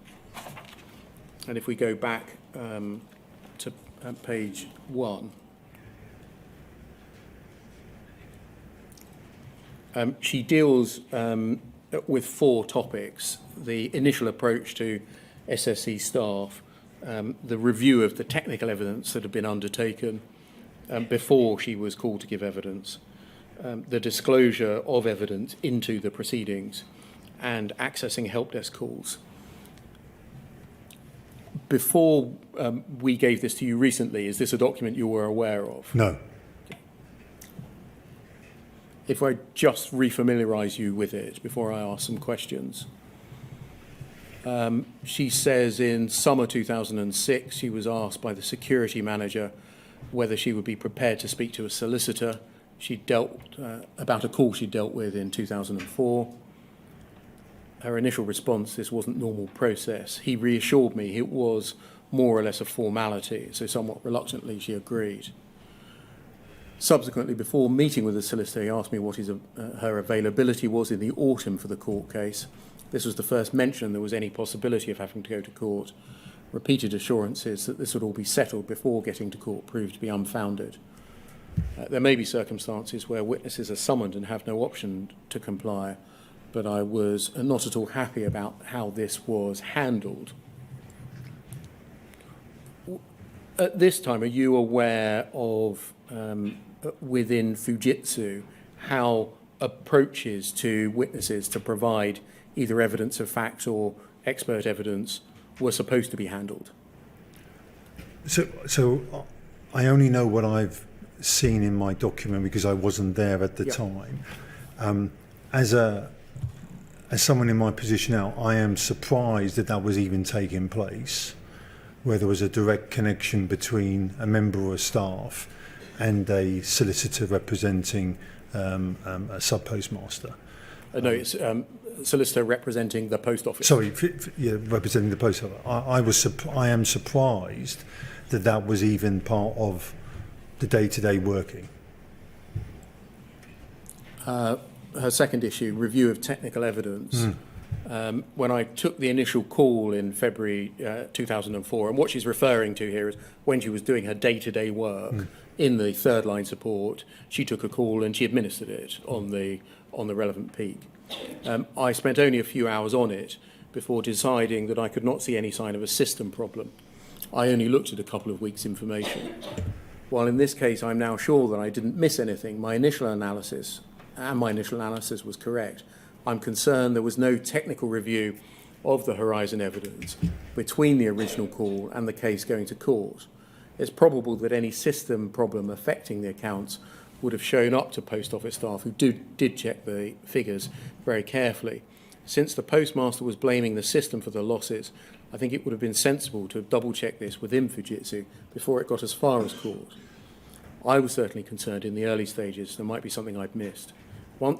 So just stopping there, she's making a suggestion that in investigation and prosecution or in civil cases, one doesn't just, before taking action against the sub-postmaster, rely on what was done back in the day.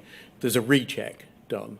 To your knowledge, was what she suggested there ever implemented? From my knowledge, no, it wasn't. And I think her suggestions are very, very important. These are serious matters, which isn't just ticking a box. And I think the point she's making here is that given the seriousness of it, further analysis should have been done to make sure it was correct and all the data was correct. Once in court, she continues, I found myself being treated as an expert witness and answering a wide variety of questions about the system, although nominally I was a witness of fact, and my witness statement covered just the investigation done in 2004. Fortunately, I do have extensive knowledge of the system and was able to fulfill the wider role. But what would have happened if the initial call had been handled by a less experienced SSC person? If there's a similar case in future where the system's being blamed, would it not be sensible to have a technical review of all the evidence at the first indication that a case may be going to court? Someone in that review would be then well placed to give evidence in court. And I think you'll agree, again, that's a very sensible recommendation. A very sensible recommendation, and I've learnt in preparation for the inquiry the change, the term expert and witness of fact, which is very, very important. We saw in the 2005 process document that a distinction was drawn between a person providing a witness statement of fact and a person being called to provide expert evidence. But that document did not precisely delineate the difference between them. No, it did not.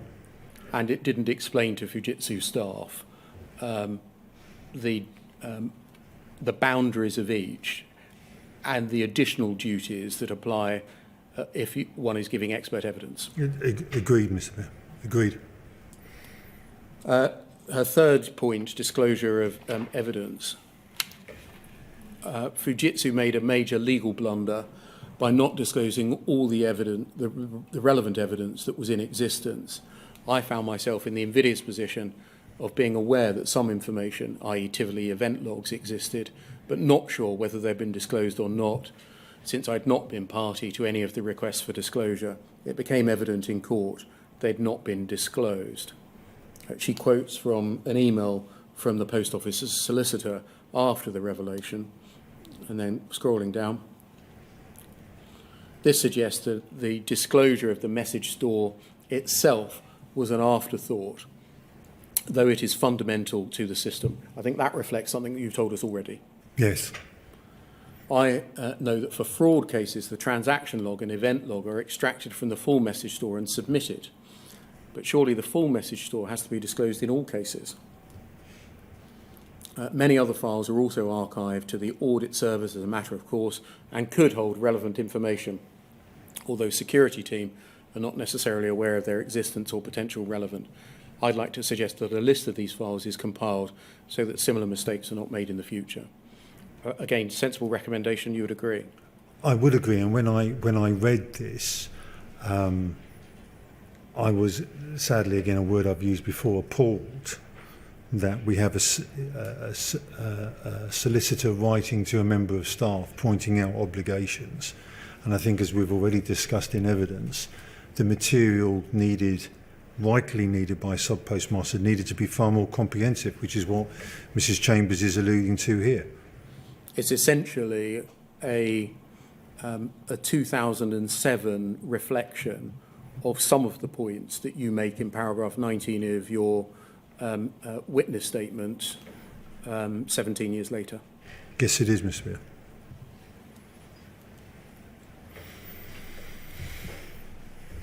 And what about calls on peak, which may have evidence attached, and any evidence which may have been kept within the SSC? I was not asked whether I had anything that might have been relevant. As it happened, she didn't. Of course, there may be subtleties to this that I'm unaware of, whereby data may exist, but there's no obligation to disclose it. If this is the case, could any future witnesses be briefed appropriately? The response, quote, "No one has ever asked for that before," does not seem to be a good reason for non-disclosure. I think you would agree with those sentiments. I would agree with those sentiments, yes. Lastly, help desk calls, her fourth issue. The case highlighted a common problem both in 2004 and now. A postmaster raised many calls about his continuing losses, both with Horizon and MBSC. These kept being bounced, and it took weeks before a call was passed to the SSC. We've heard a lot of evidence about this merry-go-round as between the MBSC and the help desk. Strictly speaking, problems with discrepancies do need to be investigated by MBSC in the first instance. But where there are continuing unresolved problems, it should be possible to get the issue investigated properly, and one of the help desk should be prepared to take responsibility. Personally, I think the Horizon Help Desk is penalised for passing advice and guidance type calls to third line, because this leads to too many calls being closed without proper investigation or resolution. This is very frustrating for postmasters, though possibly not an issue of concern to the post office. Again, sensible and reasonable advice about an earlier escalation within the tiers of the help desk system. Yes, I think Ms Chambers has made several points in this document which are very sensible, and I think here, for a sub-postmaster who is constantly calling up for problems, for that not to be flagged as to needs an intervention, and a proper intervention, not just passed around, was wrong.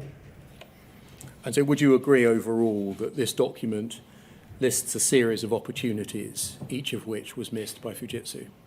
I don't know what action was taken from this, but as I said a moment ago to you, I'm unaware of whether this has gone into, did it go into day-to-day operations or not? We've heard evidence that the response to this from Mrs. Chambers' manager was essentially a pat on the head and said, thank you very much, and then they carried on with business as usual. Well, that's wrong, Mr. Beer. That's wrong. If that evidence is accurate and nothing was done in relation to each of these four issues, would you agree that this is a series of missed opportunities? I would agree it's a series of missed opportunities. Thank you very much. Mr. Patterson, they're the only questions that I wish to ask you today. As I've said already, there'll be more extensive questions of you on a broader range of issues when you come back to give evidence later in the year. But thank you very much. I don't know whether there are any questions from representatives. I think there are, sir, so might that be an appropriate moment to break until 2 p.m? Yeah, certainly. Thank you, sir.